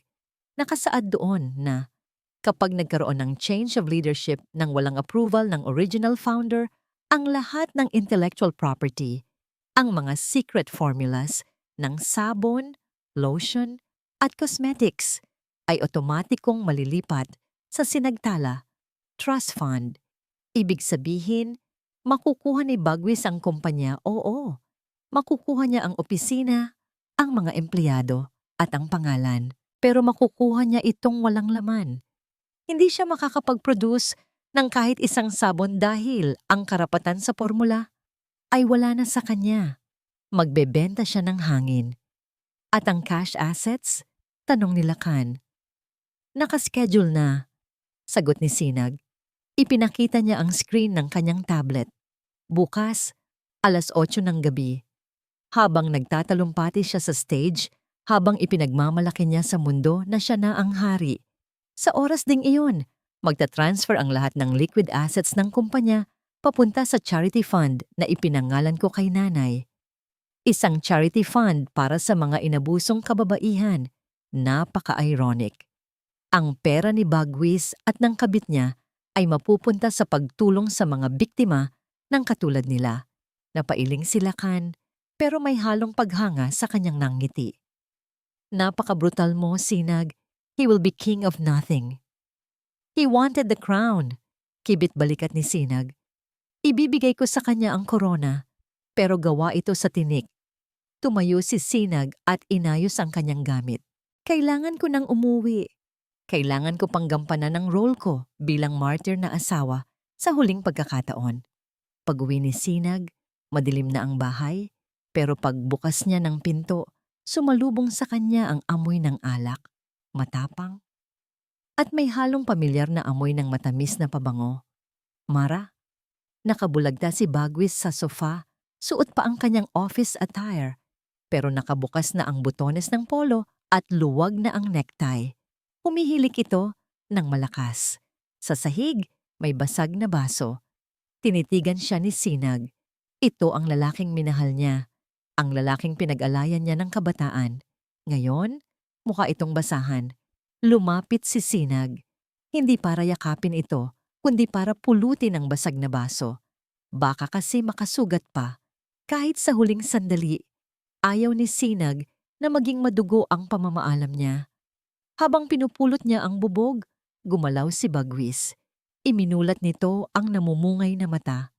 Sinag, tawag nito. Lasing na lasing. Bakit, Pikit? Bakit ngayon ka lang? May tinapos lang sa opisina. Mahinahong sagot ni Sinag. Kumuha siya ng basang tuwalya at lumapit sa asawa. Opisina, puro ka opisina. Ungol ni Bagwis habang pinupunasan ni Sinag ang mukha nito. Tumawa ito ng mapakla. Hayaan mo. Bukas, magpapahinga ka na. Ako na. Ako na ang bahala sa lahat. Magiging proud ka sa akin. Natigilan si Sinag. Naramdaman niya ang hapdi sa dibdib. Hindi dahil mahal pa niya ito, kundi dahil sa awa. Hinawakan ni Bagwis ang kamay niya. Mahigpit, mainit ang palad nito. Mahal, sorry ha? Bulong ni Bagwis, nakapikit na ulit. Kailangan ko lang gawin to. Para sa atin, para sa Montemayor. Para sa Montemayor. Hindi para kay Sinag, para sa pangalan niya, para sa ego niya, para sa nanay niya, at para sa anak niya sa iba. Marahang inalis ni Sinag ang kamay niya mula sa pagkakahawak ni Bagwis, parang pagbitaw sa isang mabigat na kadena. Oo, Bagwis, bulong ni Sinag sa tenga ng natutulog na asawa. Magpapahinga na ako. Bukas, matatapos na ang lahat ng paghihirap ko. Iniwan niya si Bagwis sa sofa. Hindi niya ito kinumutan. Hindi niya ito inalalayan paakyat sa kwarto, gaya ng ginagawa niya noon. Umakyat si Sinag sa master bedroom. Binuksan niya ang kanyang walk-in closet. Sa pinakasulok, may isang maliit na maleta na nakahanda. Ilang araw na itong nakaimpake. Walang mamahaling damit, walang alahas. Tanging mga basic na gamit lang at ang picture frame ng nanay niya. Ito lang ang dadalhin niya. Lahat ng iba pa, ang bahay, ang kotse, ang mga gamit na binili, gamit ang pera ng kasinungalingan. Iiwan niya. Humiga siya sa kama. Tinitigan niya ang kisame. Ito na ang huling gabi na matutulog siya sa bahay na ito. Bukas, sa grand ballroom ng hotel, magbabago ang lahat. Biglang tumunog ang cellphone niya. Isang notification mula sa bangko. System alert. Scheduled transfer authorized. Execution time, 20:00 tomorrow. Napangiti si Sinag sa dilim. Ang bitag ay nakakasana. Ang daga na lang ang kulang.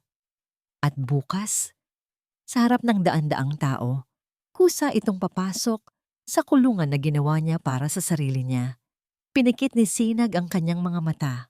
Sa unang pagkakataon, sa loob ng maraming buwan, nakatulog siya ng mahimbing, walang bangungot, dahil alam niyang siya na ang may hawak ng kontrol. Kinabukasan, ang araw ng grand ball. Ang buong bahay ay gising na gising, parang piyesta. Puno ng mga stylist, makeup artist, at mga assistants na naghahanda ng mga dadalhin sa venue. Kahit masakit ang ulo, dahil sa hangover, masigla si Bagwis. Panay ang utos nito sa mga katulong. Manang, yung black tuxedo ko, siguraduhin niyong plansado, walang gusot. Sigaw ni Bagwis mula sa kwarto. Dumating din si Doña Gunita, suot ang isang gown na tadtad ng sequins. Agaw pansin, masyadong magarbo para sa isang ina, pero sakto para sa isang babaeng gustong umagaw ng eksena. Pumasok siya sa kwarto kung saan inaayusan si Sinag. Tiningnan niya ang manugang sa salamin. Simple lang ang ayos ni Sinag. Isang midnight blue na gown na eleganteng-elegante at manipis na makeup na nagpapalitaw ng natural niyang ganda. Ismid ni Doña Gunita. Pwede na. Siguraduhin mo lang na hindi ka mumukhang bangkay mamaya, Sinag. Ayokong mapahiya ang anak ko kapag katabi ka niya sa stage. Ito pa naman ang pinakamahalagang gabi ng buhay niya. Tumingin si Sinag sa refleksyon ng biyenan sa salamin. Ngumiti siya ng tipid. Huwag kayong mag-alala, Mama. Sagot ni Sinag. Kalmado ang boses. Sinisiguro ko sa inyo, hinding-hindi niyo makakalimutan ang gabing ito. Dapat lang. Sagot ng Donya sabay labas ng kwarto. Nang matapos ayusan si Sinag, tumunog ang kanyang cellphone. Isang tawag mula kay Attorney Lacan. Sinagot niya ito agad. Hello, Attorney? Sa kabilang linya, dinig ang ingay ng sound check sa venue. Ma'am Sinag, seryosong boses ni Lacan. Nasa venue na ako. Hawak ko na ang final sets ng dokumento, yung fake transfer papers na pipirmahan ni Bagwis para sa seremonya, at yung totoong dokumento na magti-trigger ng asset freeze. Huminga ng malalim si Sinag. Ito na. Wala nang atrasan. Good, sagot ni Sinag. Ilagay mo sa folder na gold. Gusto ko, maganda ang lalagyan ng pagbagsak niya. Copy, ma'am. Ingat kayo papunta dito. Ready na ang lahat. Sa oras na pirmahan niya ito, wala na siyang babalikan. Binaba ni Sinag ang telepono. Tumayo siya at humarap sa full-length mirror. Wala siyang suot na alahas maliban sa kanyang wedding ring. Tinitigan niya ito. Dahan-dahan, hinubad niya ang singsing. Malamig sa pakiramdam ang hubad na daliri, pero mas magaan. Sobrang gaan. Inilagay niya ang singsing sa ibabaw ng tokador. Iniwan niya ito doon. Hindi niya dadalhin sa party. Dahil ang babaeng pupunta sa ball ay hindi na asawa ni Bagwis. Siya na ang boss. Bumukas ang pinto at sumilip si Bagwis. Bihis na bihis at mukhang prinsipe. Hon, ready ka na? Late na tayo. Yaya nito. Humarap si Sinag at ngumiti. Ang pinakamaningning niyang nangiti sa loob ng mahabang panahon. Oo, Bagwis, sabi ni Sinag. Ready na ako. Lumabas siya ng kwarto nang hindi lumilingon sa singsing na naiwan. Ang bitag ay nakakasana. Oras na para hulihin ang daga. Ang Grand Ballroom ng Manila Diamond Hotel ay nagliliwanag. Crystal chandeliers, gold drapes, at daan-daang fresh flowers na ipinalipad pa galing Europe. Pero para kay Bagwis, siya ang pinakamaliwanag na bituin ngayong gabi. Pagbaba pa lang nila ng limousine, dinumog na sila ng flashes ng camera. Click, click, click.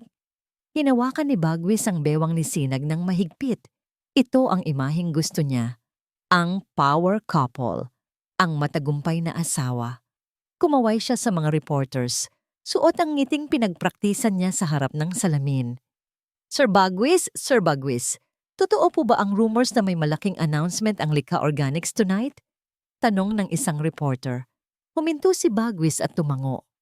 Puno ng kumpiyansa. Yes, tonight marks a new era. Abangan niyo. Tumingin siya kay Sinag. Tahimik lang ang asawa niya, nakangiti ng tipid sa mga kamera. Napakaganda ni Sinag sa kanyang midnight blue gown, pero may kakaibang lamig sa kanya ngayong gabi. Parang estatwa. Siguro kinakabahan lang siya sa pag-step down niya, isip ni Bagwis. Sino ba naman ang hindi malulungkot na mawawalan na ng kapangyarihan? Pagpasok sa ballroom, sinalubong sila ng palakpakan. Naroon na ang lahat, mga business tycoons, politicians, at mga socialites. Agad na lumapit si Doña Gunita. Kumikinang ang gownan nito, tila nakikipagkumpetensya sa chandelier. Bagwis! Sinag! Bati ng Donya nang malakas para marinig ng mga nasa paligid. Humalik ito sa pisngi ni Bagwis, tapos ay bumaling kay Sinag nang may plastic na ngiti. You look decent, Sinag. Buti na lang at hindi ka nagsuot ng puti. Baka mapagkamalan kang waitress. Tumawa ang ilang amigang nakapaligid sa Donya. Dati, yuyuko lang si Sinag o mamumula sa hiya. Pero ngayon, tinitigan lang ni Sinag ang biyenan. Bagay sa inyo ang ginto, Mama. Banayad na sabi ni Sinag. Sulitin niyo na ang pagsusuot niyan. Kumunot ang noo ng Donya. Anong ibig mong sabihin? Wala po. Sabi ko, bagay sa inyo. Masyadong mabigat. Sagot ni Sinag bago naglakad papunta sa VIP table. Naiwan si Doña Gunita na nakataas ang kilay. Anong problema ng asawa mo, Bagwis? Parang ibang hangin ang hinihinga. Hayaan mo na, Ma. Bulong ni Bagwis. Huling gabi na niya bilang boss. Pagbigyan na natin. Umupo sila sa VIP table, ang sentro ng ballroom. Ito ang kanilang huling hapunan. Habang isinisilbi ang pagkain, steak, lobster, at mamahaling wine, hindi mapakali si Bagwis. Ang mga mata niya ay pasimpleng gumagala sa paligid. Hinahanap niya si Mara. Pinilit niyang huwag imbitahan si Mara dahil delikado, pero nagpumilit ang kabit.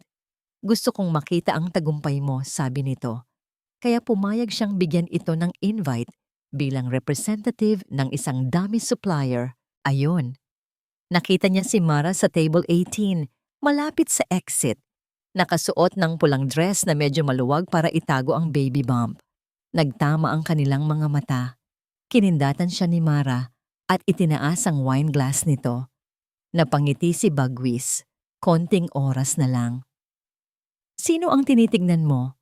Napatalon si Bagwis sa gulat. Nagsalita si Sinag. Nakatingin ito sa kanya habang hinihiwa ang steak ng dahan-dahan. Wala!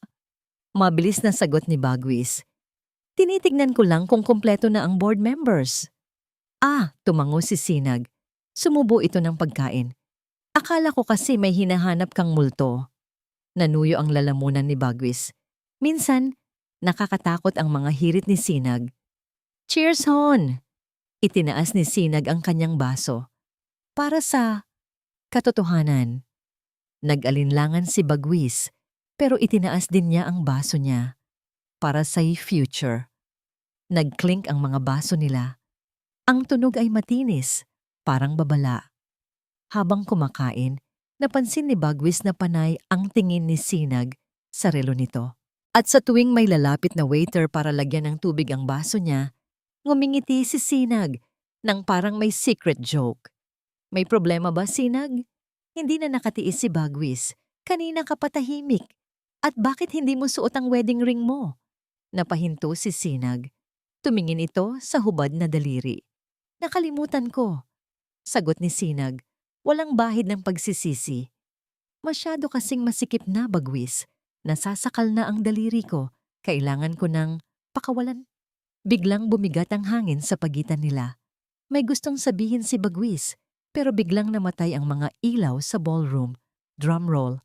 Nagsalita ang MC sa microphone. Ladies and gentlemen, may we present intended brief video presentation of Likha Organics journey to be followed by a very special announcement from our beloved CEO, Miss Sinag Di Malanta, and President, Mr. Bagwis Montemayor. Nagpalakpakan ang mga tao. Tumayo si Bagwis. Inayos niya ang kanyang coat. Ito na. Tara na, Hon. Yaya niya kay Sinag. Pero hindi tumayo si Sinag. Nanatili itong nakaupo. Hawak ang baso ng tubig. Nakatingin lang ito sa kanya ng diretso. Ang mga mata nito ay parang malalim na dagat. Tahimik pero nakalulunod. Mauna ka na, Bagwis. Utos ni Sinag. Ang boses niya ay may awtoridad na hindi pa naririnig ni Bagwis noon. Doon ako sa gilid. Gusto kong ikaw ang nasa gitna ng stage. Gusto kong kitang-kita ka ng lahat. Lumaki ang ulo ni Bagwis sa tuwa. Talagang ipinapaubayan na niya sa akin ang spotlight. Sige, Hon, I love you, sabi ni Bagwis. Hindi sumagot si Sinag ng I love you too. Tumango lang ito. Naglakad si Bagwis paakyat ng stage habang tinututukan ng spotlight. Pakiramdam niya ay lumulutang siya. Naririnig niya ang palakpakan. Nakita niya si Doña Gunita sa front row na pumapalakpak ng malakas at si Mara sa likod na nakangiti. Pagdating niya sa podium, hinawakan niya ang mic. Magandang gabi sa inyong lahat, panimula ni Bagwis. Ang boses niya ay dumagundong sa buong hall. Tonight is a celebration of success, pero higit sa lahat, it is a celebration of evolution. Tumingin siya sa tech booth sa likod. Sinenyasan niya ang operator na i-play ang video na inihanda niya, isang montage ng mga achievements niya kunwari. Panoorin natin ang kwento ng bagong Likha Organics, sabi ni Bagwis. Tumalikod siya para tumingin sa malaking LED screen sa likod ng stage. Nagdilim ang screen. Music starts. Pero hindi ito ang upbeat corporate music na pinili niya. Ang tugtog ay malungkot. Isang piano piece na mabagal at nakakapanindig balahibo. Kumunot ang noo ni Bagwis. Anong nangyayari? Wrong file ba? Biglang lumabas ang unang imahe sa screen. Hindi ito logo ng kumpanya. Isa itong CCTV footage. Medyo grainy pero malinaw ang nasa video. Isang lalaki at isang babae sa loob ng elevator. Naghahalikan ng mapusok. Nanlaki ang mata ni Bagwis. Kilala niya ang lalaking iyon. Siya yon. At ang babae, si Mara, natahimik ang buong ballroom, yung katahimikan na nakakabingi. Wait! Stop! Stop the video! Sigaw ni Bagwis sa mic. Technical glitch! Patayin nyo yan! Pero hindi tumigil ang video. Sa halip, nag-flash ang sunod-sunod na dokumento. Gunita Holdings, Bank Transfer Records, Gambling Debts of Pilar Gunita Montemayor, Unauthorized Withdrawals, signed by Bagwis Montemayor, at sa gitna ng screen, lumabas ang isang malaking text na kulay pula. Ang pagnanakaw ng pamilyang Montemayor. Nagsimulang magbulungan ng mga tao. May mga naglabas ng cellphone para mag-video. Si Doña Gunita sa baba ay napatayo. Hawak ang dibdib, namumutla. Lumingon si Bagwis sa tech booth, galit na galit. Patayin niyo sabi eh. Sinong may gawa nito? Mula sa dilim sa gilid ng stage, may isang boses na nagsalita gamit ang lapel mic. Kalmado, malamig. Ako. Bumukas ang isang spotlight at tumutok sa gilid.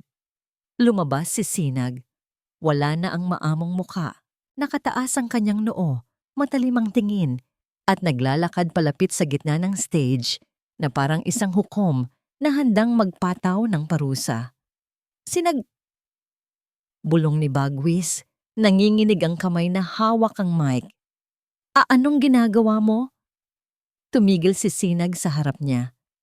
Inagaw nito ang microphone mula sa kanya. Humarap si Sinag sa mga tao.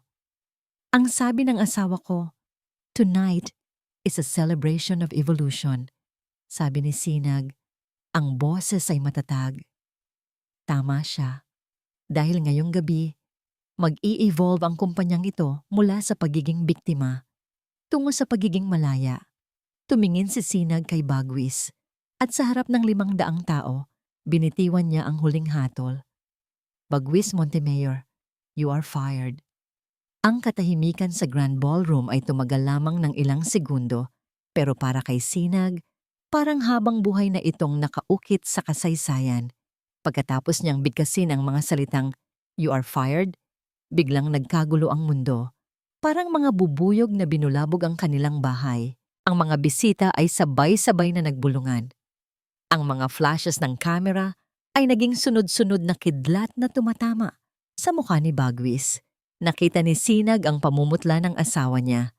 Mula sa pagiging hari, naging isang batang nahuling nagnanakaw ng candy. Nanginginig ang kamay ni Bagwis habang inaabot ang braso ni Sinag. Sa Sinag, garalgal ang boses ni Bagwis, pilit nang ngumingiti sa audience kahit halatang peke. Honey, anong joke ito, ha? Masyado namang dark ang humor mo. Sabihin mo sa kanila, prank lang to, di ba? Hinawi ni Sinag ang kamay ni Bagwis. Marahas, walang pag-iingat. Walang nagbibiro, Bagwis. Sagot ni Sinag sa mikropono. Ang boses niya ay kalmado, pero umaalingaw-ngaw sa buong hall. Ang nakita niyo sa screen ay hindi prank. Iyan ang resulta ng forensic audit na isinagawa ko sa loob ng 6 na buwan. Itinuro ni Sinag ang screen kung saan nakabalandra pa rin ang mga bank transfer records. 50 milyong piso, patuloy ni Sinag, habang tinitignan ang mga investors sa mata. Iyan ang halagang ninakaw ng lalaking ito at ng kanyang ina mula sa kumpanya para ipambayad sa utang sa sugal at luho ng kanyang kabit. Sinungaling! Isang matinis na sigaw ang umagaw sa atensyon ng lahat. Mula sa front row, sumugod si Doña Gunita, paakyat ng stage. Halos matalisod ito sa kanyang mahabang gown. Walang hiya kang babae ka. Sigaw ng Donya, dinuduro si Sinag.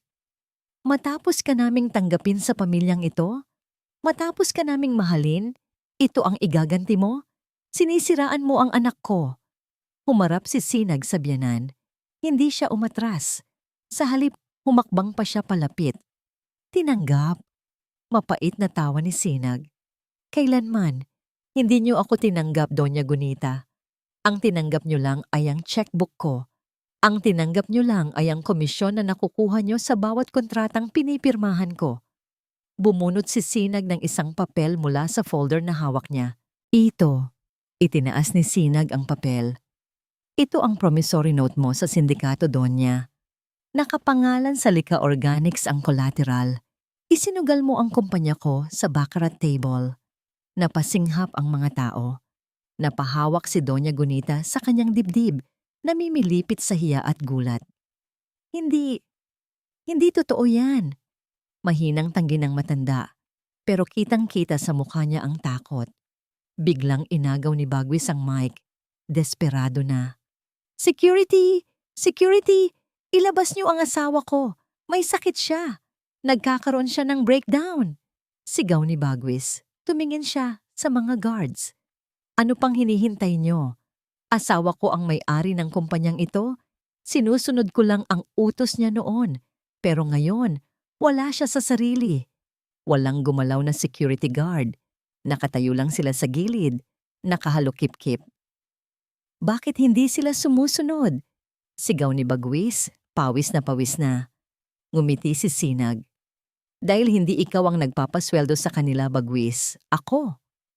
Tumingin si Sinag sa main entrance ng ballroom. At hindi security ang kailangan mo ngayon. Bumukas ng malakas ang pinto. Pumasok ang 5 lalaking nakauniforme ng NBI kasama si Attorney Lacan. Tumahimik ang lahat. Ang tanging naririnig ay ang mabibigat na yapak ng mga ahente palapit sa stage. Mr. Bagwis Montemayor? Tanong ng head agent. Ako nga. Anong kailangan nyo? Boses ipis na si Bagwis.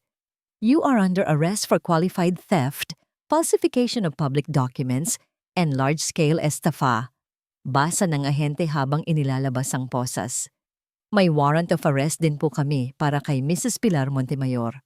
Ay hindi! Hindi pwede to! Nagpupumiglas si Bagwis habang pinupusasan siya sa harap ng daan-daang tao. Ang mga taong kanina lang ay pumapalakpak sa kanya. Ngayon ay kinukunan siya ng video habang kinakaladkad pababa ng stage. Snag, tulungan mo ako. Asawa mo ako. Sigaw ni Bagwis habang hinihila ng mga ahente. Sinanini ng umug. Parang awa mo na. Buntis si Mara. Paano na kami? Sa huling sandali, binanggit pa rin niya si Mara. Lumapit si Sinag sa gilid ng stage at tumingin sa ibaba, kung saan nakaluhod si Bagwis habang pinipigilan ng pulis. Huwag kang mag-alala. Malamig na sabi ni Sinag. Kasama si Mara sa warrant, money laundering, checkmate, Bagwis. Lumingon si Sinag sa direksyon ni Mara kanina, pero wala na ang babae. Sa table 18, tumakas na ito, pero alam ni Sinag na hindi ito makakalayo. Nakaabang ang mga tao ni Mr. Rosales sa labas. Samantala, si Doña Gunita ay tuluyan ng hinimatay nang posasan din siya ng isang babaeng ahente. Binuhat siya palabas na parang sako ng bigas. Wala ng glamour, wala ng dangal. Nang mailabas na ang mga Montemayor, naiwan si Sinag sa gitna ng stage. Mag-isa, tumingin siya sa mga bisita. Hiyang-hiya ang mga board members na kumampi kay Bagwis.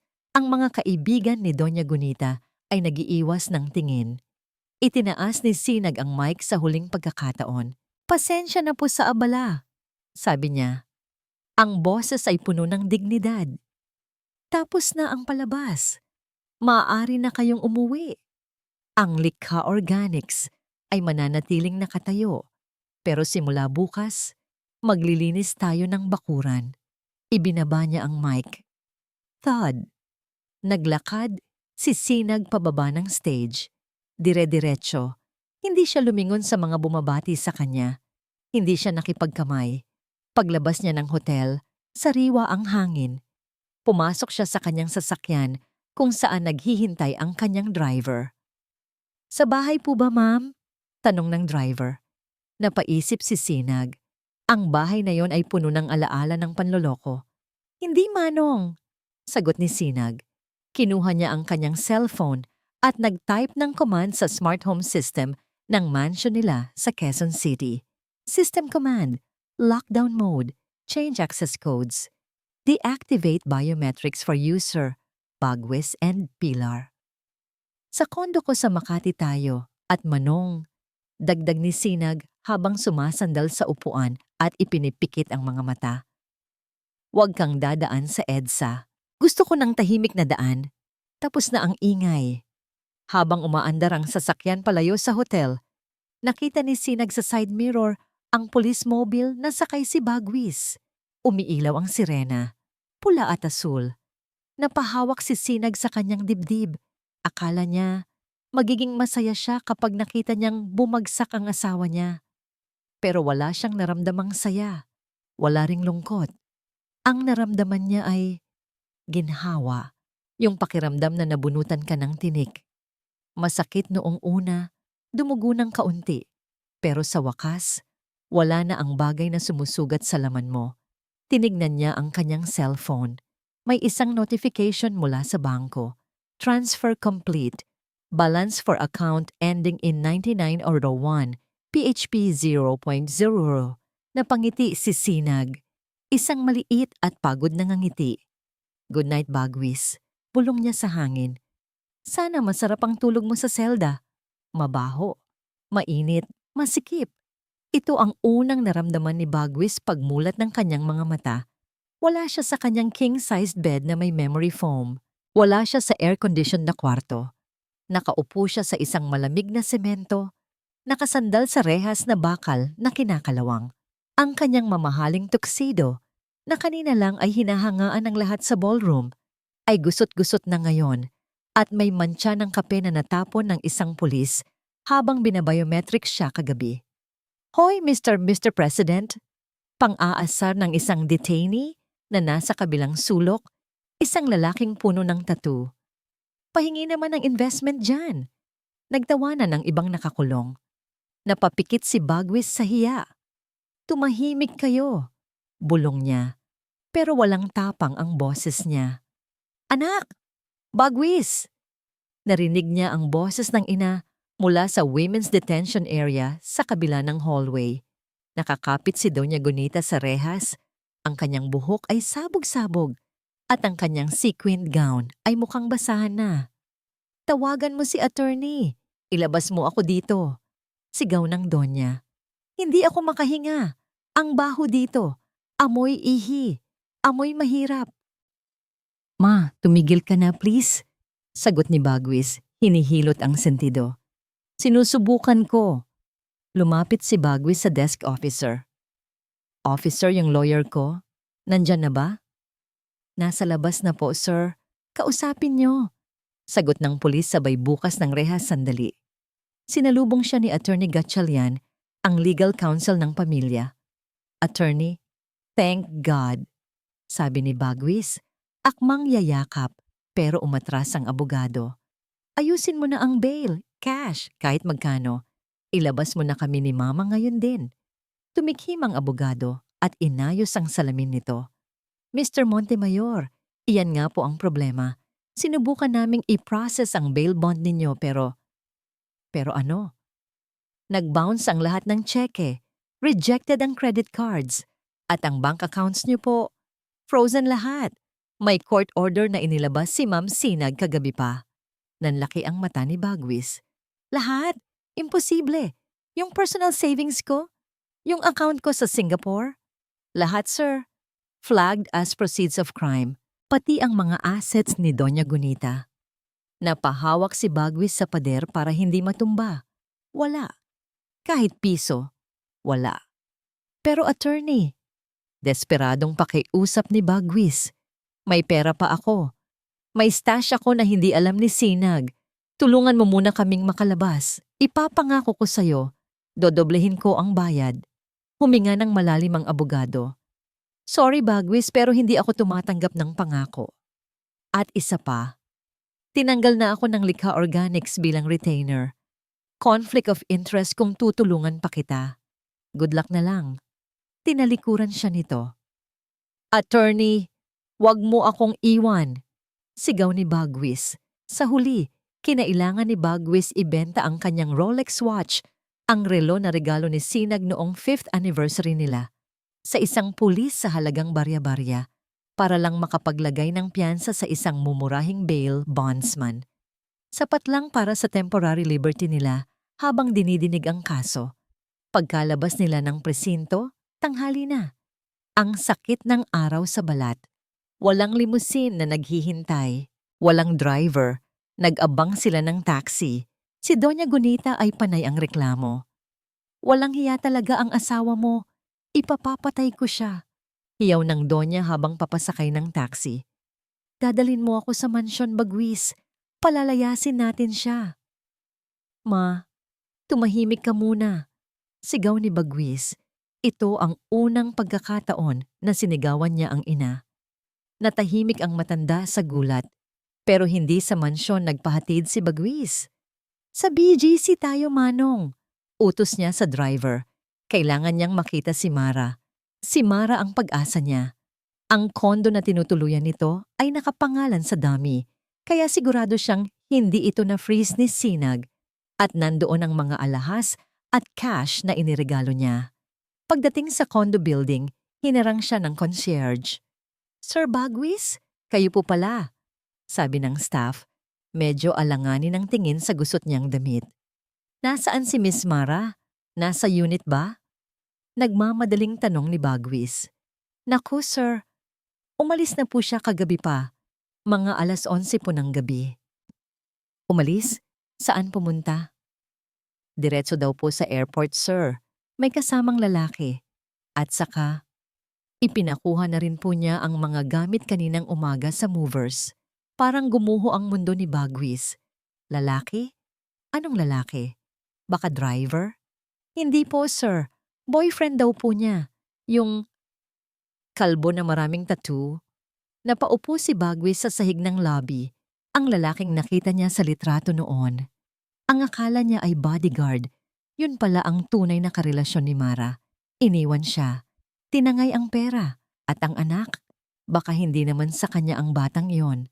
Sir, bawal po tumambay dito. Sita ng guard. Wala sa sariling tumayo si Bagwe. Bumalik siya sa taxi kung saan naghihintay ang galit na si Doña Gunita. Wala na ma.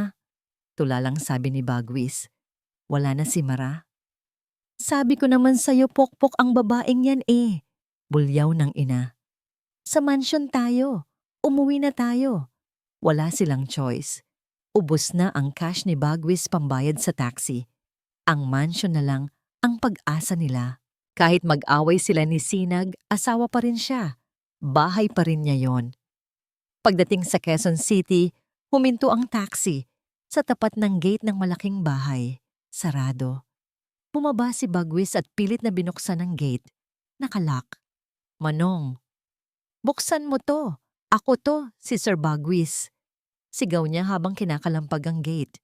Lumabas ang head of security. Hindi ito nagbukas ng gate. Nagsalita lang ito sa intercom.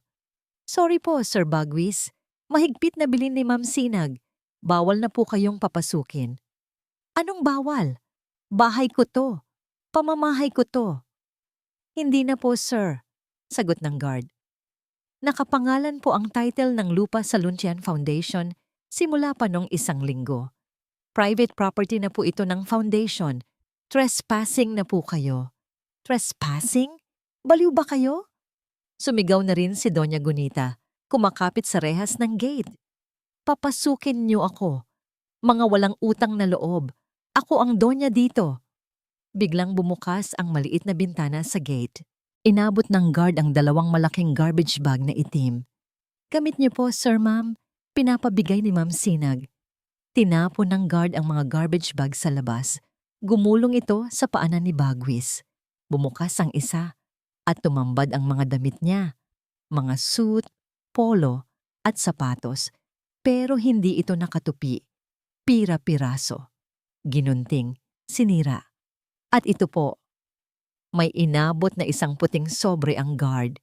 Kinuha ito ni Bagwis. Nanginginig ang kamay niyang binuksan ito. Sa loob ay ang annulment papers at isang sulat kamay na note mula kay Sinag. Binasa niya ito. Bagwis, hinanap mo ang halaga mo, di ba? Ayan, nasa garbage bag. Ganyan ang halaga mo sa akin ngayon. Huwag ka nang babalik. Ang susunod na haharap sa'yo ay hindi na ako, kundi ang mga abogado ko.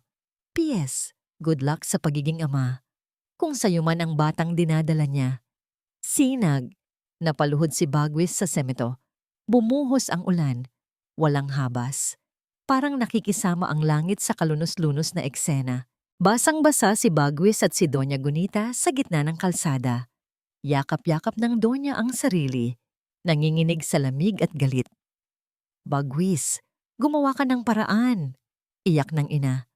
Saan tayo tutulog? Wala tayong pera. Wala tayong matutuluyan. Tumingin si Bagwis sa malaking bahay. Nakita niya sa bintana ng master's bedroom ang anino ng isang tao. Si Sinag. Nakatayo, nakatingin sa kanila mula sa itaas. Hindi ito gumalaw. Pinapanood lang silang magdusa. Doon lang na-realize ni Bagwis ang buong katotohanan. Siya, na dating CEO, na dating tinitingala, na dating asawa ng isang sinag di malanta, ay isa na ngayong pulubi. Wala siyang boses, nawala ang kanyang yabang. Tumingin siya sa kanyang ina. Hindi ko alam, Mama. Garalgal niyang sagot, habang humahalo ang luha sa ulan sa kanyang mukha. Hindi ko na alam. Sa kalsadang yon, sa ilalim ng ulan, naiwan ang mag-ina na parang basurang itinapon. Sakto sa kung ano ang turing nila kay Sinag noon. Ang gulong ng palad ay umikot na. At ngayon, sila naman ang nasa ilalim, nadudurog. Malamig ang aircon sa conference room ng Valderrama Law Firm. Amoy kape at mamahaling leather. Ito ang amoy ng kapangyarihan. Ito ang amoy ng hustisya. Nakaupo si Sinag sa kabisera ng mahabang mesa.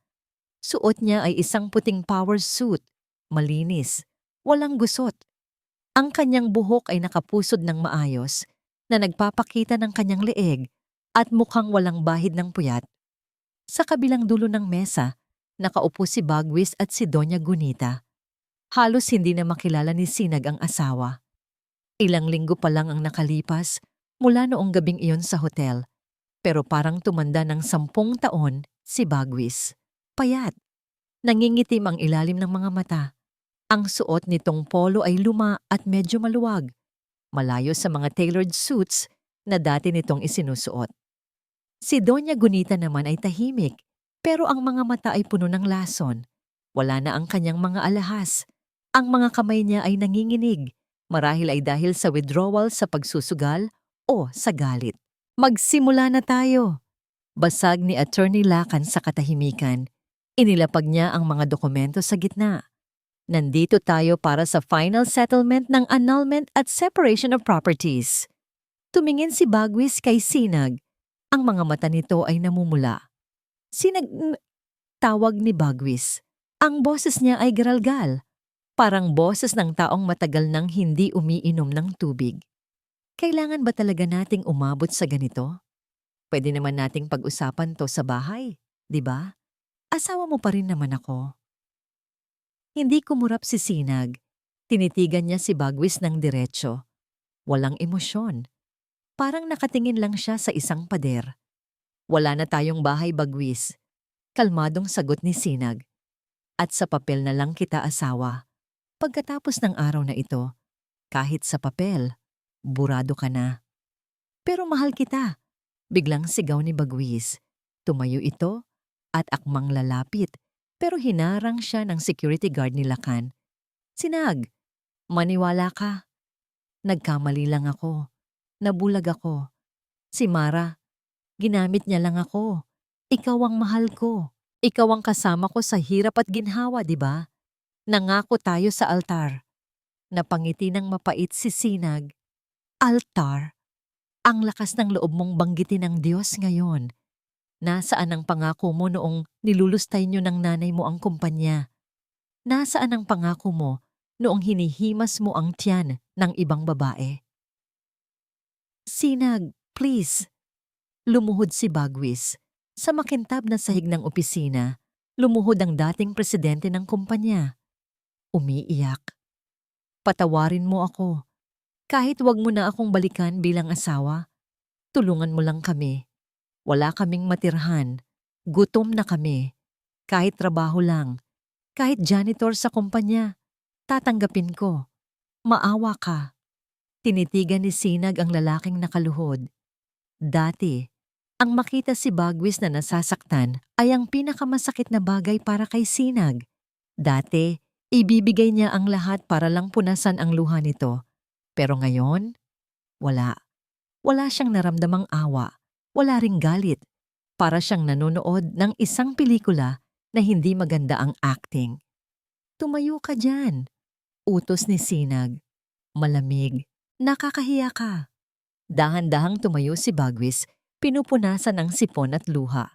Bagwis, sabi ni Sinag, ang boses ay mahina, pero tumatagos sa buto. Noong pinakasalan kita, ang sabi ko sa sarili ko, ikaw ang magiging hangin sa ilalim ng pakpak ko. Pero mali ako. Ako pala ang hangin. At ikaw ang bato na humihila sa akin pababa. Lumapit si Sinag ng kaunti.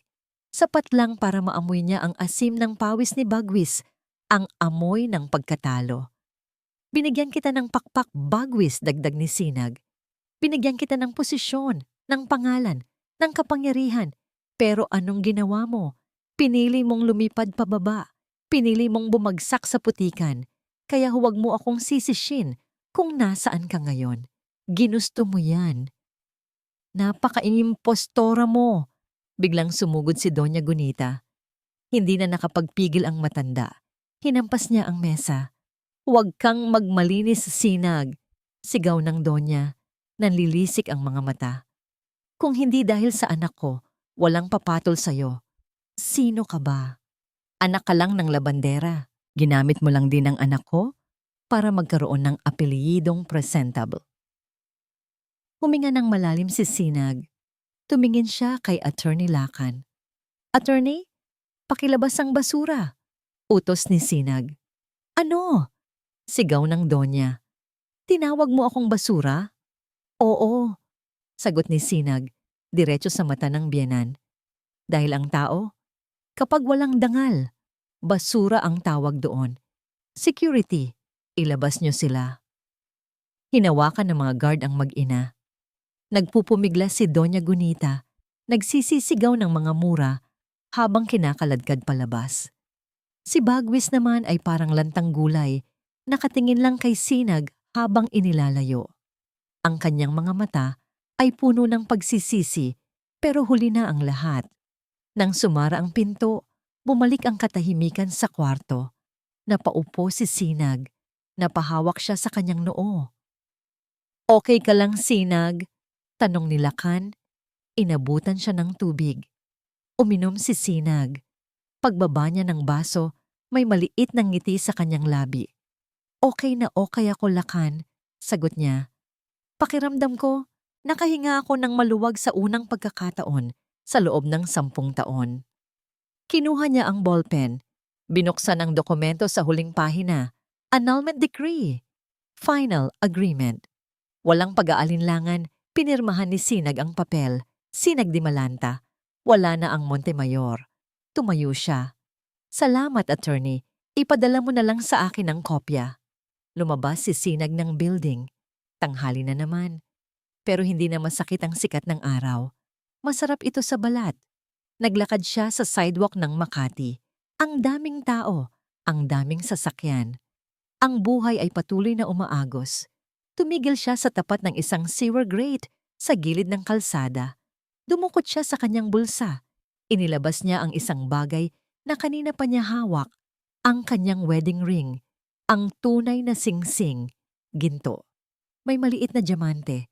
Ito ang saksi sa lahat ng luha, sa lahat ng puyat, sa lahat ng kasinungalingan. Tinitigan niya ito sa huling pagkakataon. Paalam, Mrs. Montemayor. Bulong niya sa sarili. Binuka niya ang kanyang palad. Plop! Nahulog ang singsing sa butas ng imburnal. Narinig niya ang mahinang splash sa maruming tubig sa ilalim. Wala nang lingon-lingon. Tumalikod si Sinag at naglakad palayo. Ang kanyang mga takong ay lumilikha ng tunog sa semento. Clack! Clack! Clack! Tunog ng isang babaeng naglalakad patungo sa kanyang bagong kinabukasan. Ang kanyang mga balikat ay magaan. Ang kanyang puso ay buo. Hustisya. Hindi ito laging nakukuha sa korte. Minsan, nakukuha ito sa pagbitaw. 1 taon.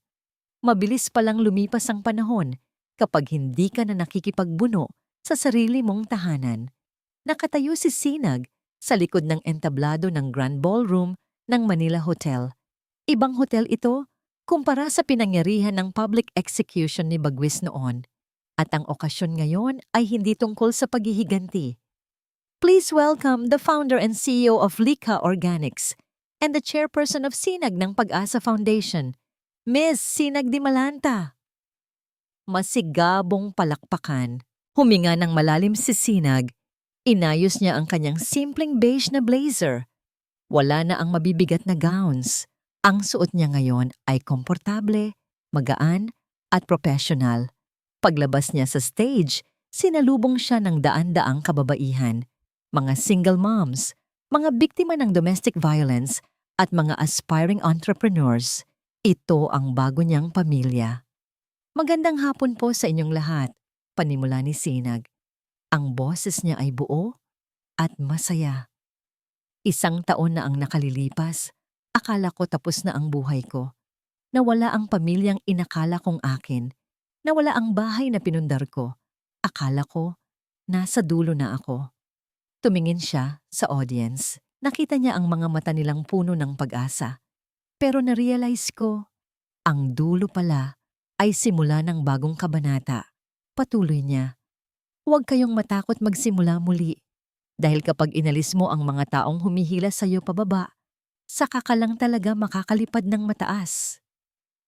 Habang nagsasalita si Sinag, pakiramdam niya ay kausap niya ang sarili niya noon. Ang Sinag na umiiyak sa banyo. Ang Sinag na nagmamakaawa ng atensyon. Gusto niyang yakapin ang dating sarili at sabihing, tignan mo, kinaya natin. Matapos ang event, naging abala si Sinag sa pakikipagkamay at picture-taking. Ang Lika Organics ay mas lumaki pa ngayong taon dahil tinanggal niya ang mga dummy investors ni Bagwis at Doña Gunita. Naging malinis ang takbo ng pera. Lahat ng kita ay napupunta sa expansion at sa charity. Ma'am Sinag, ang galing niyo po kanina. Bati ng kanyang assistant na si Jen. Nga pala ma'am, ready na po ang sasakyan. At tumawag po si Attorney Lacan. Naghihintay na daw po siya sa seaside. Napangiti si Sinag sa pagbanggit ng pangalan. Salamat Jen, susunod na ako. CR lang ako saglit. Naglakad si Sinag papunta sa restroom ng hotel. Habang naglalakad sa carpeted hallway, napadaan siya sa service area kung saan naghahanda ang mga waiters ng pagkain para sa susunod na function. May isang pamilyar na boses ang narinig niya. Boses na nagmumura. Ano ba yan? Ang bagal mong kumilos. Hugasan mo yang mga baso. Ang daming naghihintay na bisita. Sigaw ng isang supervisor. Sorry po sir. Sorry po. Bibilisan ko na. Sagot ng isang lalaki.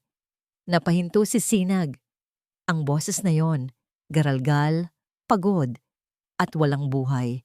Pero kilalang kilala niya. Lumingon si Sinag sa nakabukas na pinto ng service kitchen. Sa tabi ng lababo, nakatayo ang isang lalaki na nakasuot ng puting uniforme ng dishwasher na medyo maluwag sa kanya. Payat na payat ito. Ang dating makapal at maayos na buhok ay manipis na at may mga uban. Nakaumbok ang buto sa pisngi. Si Bagwis, ang lalaking dating nagmamaneho ng luxury car, ngayon ay nagkukuskos ng sebo sa mga plato ng ibang tao. Parang naramdaman ni Bagwis na may nakatingin sa kanya. Dahan-dahan itong lumingon sa pinto. Nagtagpo ang kanilang mga mata. Sa loob ng ilang segundo, tumigil ang oras. Nakita ni Sinag ang gulat sa mata ni Bagwis. At pagkatapos, ang hiya. Sobrang hiya. Ibinaba ni Bagwis ang sponge na hawak niya. Yumuko ito. Tila gustong lamunin ng lupa. Hindi nito kayang tignan si Sinag, ang babaeng nasa tuktok, habang siya ay nasa ilalim. Hinihintay ni Sinag ang kirot. Hinihintay niya ang galit. Hinihintay niya ang pagnanasang sumbatan ito. At sabihing, buti nga sa'yo. Pero wala. Wala siyang naramdaman kundi kapayapaan. Parang nakakita lang siya ng isang estranghero Isang anino ng nakaraan na hindi na makapananakit sa kanya. Hindi pumasok si Sinag para kausapin ito. Hindi siya nag-iwan ng pera. Dahil ang pagtulong sa taong hindi naman humihingi ng tulong at sa taong kailangan matuto sa sariling paa ay hindi kabutihan. Tumangulang si Sinag ng bahagya, isang maliit na pagkilala, at pagkatapos ay tumalikod. Naglakad siya palayo. Ang bawat hakbang ay magaan. Iniwan niya si Bagwis sa kusina, sa lugar kung saan siya dinala ng kanyang mga desisyon, at si Sinag ay naglakad palabas sa lugar kung saan siya dinala ng kanyang tapang. Paglabas ng hotel, sumakay siya sa kanyang sasakyan at nagmaneho papunta sa Batangas. Sa isang private resort na madalas niyang puntahan kapag gusto niyang mag-isip. Pagdating niya doon, papalubog na ang araw. Ang langit ay kulay kahel at lila. Ang tunog ng alon ay nakakakalma. Sa may beranda ng rest house, may isang lalaking nakatayo, nakatalikod, nakatingin sa dagat. Narinig nito ang pagdating ni Sinag at humarap. Si Attorney Lacan Valderrama. Hindi ito nakasuit ngayon. Nakalinen shirt lang at shorts. Mukha itong presko at aliwalas. Sa loob ng isang taon, si Lacan ang naging sandalan ni Sinag. Hindi bilang abogado, kundi bilang kaibigan. Siya ang tumulong mag-ayos ng gusot sa kumpanya. Siya ang nakinig noong mga gabing umiiyak pa si Sinag dahil sa trauma. Lumapit si Sinag sa kanya. "Kanina ka pa?" tanong ni Sinag. Medyo, ngumiti si Lacan. Yung nangiting umaabot sa mata. Yung nangiting walang itinatago. Pero sanay naman akong maghintay sa'yo. Tumabi si Sinag sa kanya at tumingin sa dagat. Nakita ko siya, Lacan. Si Bagwis. Natahimik sandali si Lacan. "Anong naramdaman mo?" Huminga ng malalim si Sinag at ninamnam ang alat ng hangin. "Wala." At doon ko nalaman na magaling na ako. Buo na ako ulit. Humarap si Lacan sa kanya. Hinawi nito ang ilang hibla ng buhok na nililipad ng hangin sa mukha ni Sinag. "Mabuti naman," malambing na sabi ni Lacan. "Kasi may gusto sana akong itanong." Tumingin si Sinag sa kanya. Nagtataka pero may kislap ng excitement sa dibdib. "Ano yon?" May dinukot si Lacan sa bulsa niya. Hindi singsing, masyado pang maaga para doon. Isang susi. "Susi ng ano to?" Natatawang tanong ni Sinag. "Susi ng bagong opisina ng foundation." Sagot ni Lacan. "Nakita ko to kanina, katabi lang ng law firm ko. Para mas madalas nakitang makita. Kung okay lang sa'yo?" Natigilan si Sinag. Ito ay imbitasyon, hindi lang para sa opisina, kundi para sa mas malalim na samahan. Isang samahan na walang panloloko, walang gamitan. Kinuha ni Sinag ang susi. Ang bigat nito sa palad niya ay iba sa bigat ng nakaraan. Ito ay bigat ng pangako. Ngumiti si Sinag kay Lacan. "Handa na ako," sagot ni Sinag. "Handa na ako para sa susunod na kabanata." Hinawakan ni Lacan ang kamay niya. Mahigpit, mainit, totoo. Sabay silang tumingin sa paglubog ng araw. Ang dilim ay dumarating, pero hindi natakot si Sinag dahil alam niya, pagkatapos ng gabi, laging may sisikat na bagong umaga. Laging may Sinag. 5:00 ng hapon. Ang oras kung saan ang araw ay hindi na nakakapaso, kundi nagbibigay na lang ng mainit na yakap bago ito magpahinga. Nakasandal si Sinag sa railings ng balcony ng kanyang bagong opisina. Sa ibaba, nakikita niya ang mga sasakyan, ang mga taong nagmamadali, ang mundo na patuloy sa pag-ikot.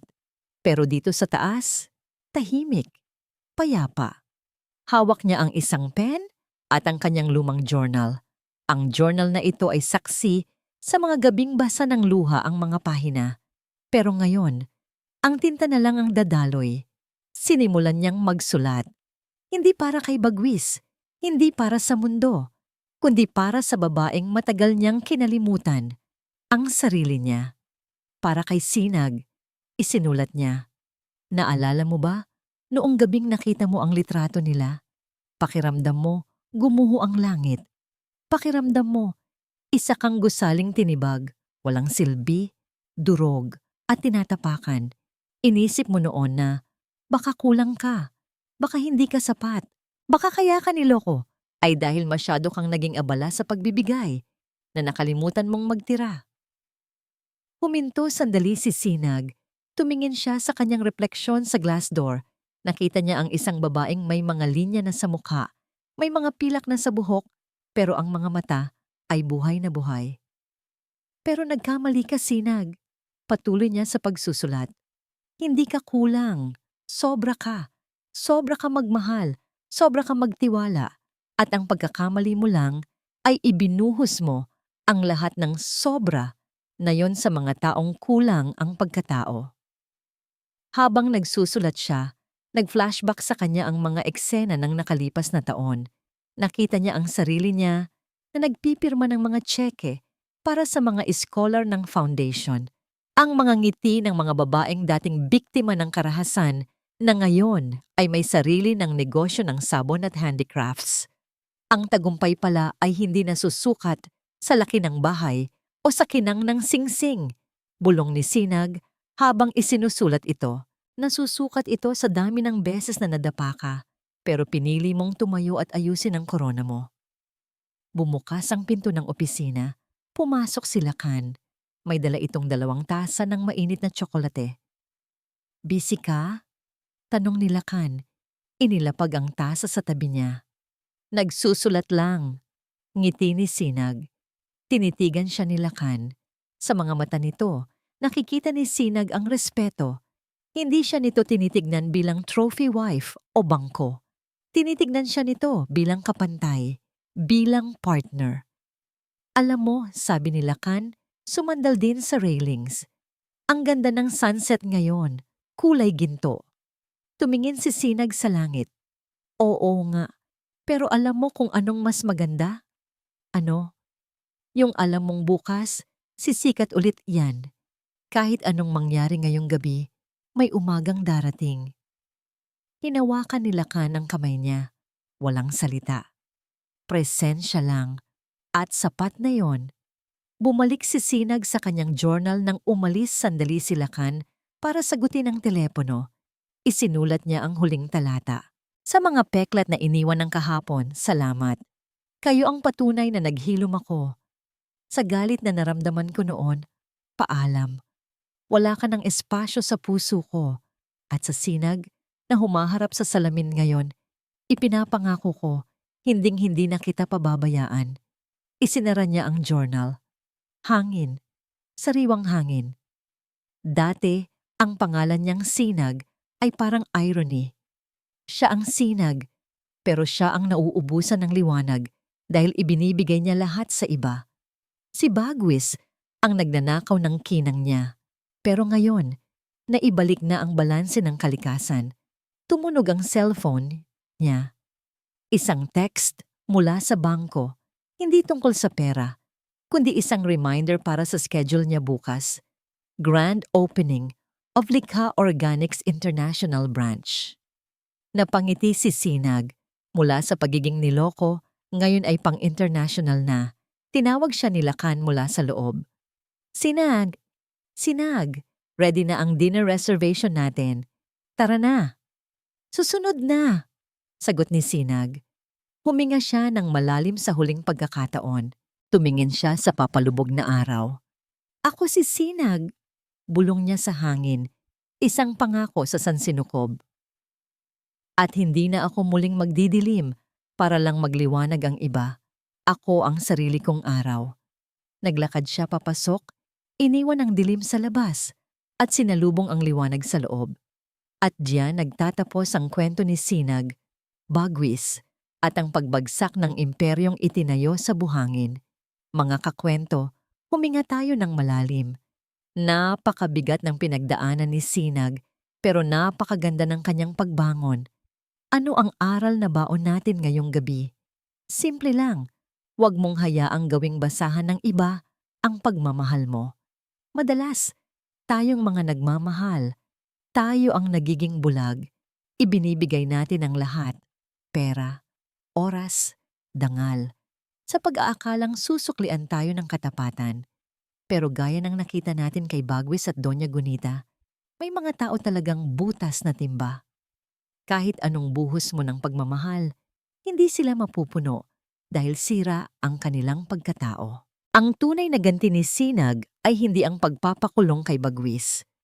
Ang tunay na ganti ay ang nahanap niyang kapayapaan at ang pagbuo niya sa sarili niyang halaga.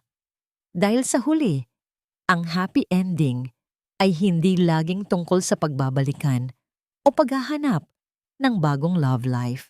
Minsan, ang happy ending ay ang matutunan mong mahalin ang sarili mo ng buo. Kayo ba? May pinagdadaanan ba kayo na katulad ng kay Sinag? O baka naman kilala nyo si Bagwis sa totoong buhay? I-comment nyo sa ibaba. Lalaban ako para sa sarili ko. Gusto kong mabasa ang mga kwento nyo ng pagbangon. Kung na-inspire kayo sa ating audio drama series, please naman, pakipusuan ang video na ito at i-share sa mga kaibigan, nanay, tita o kapatid na kailangan ng lakas ng loob ngayon.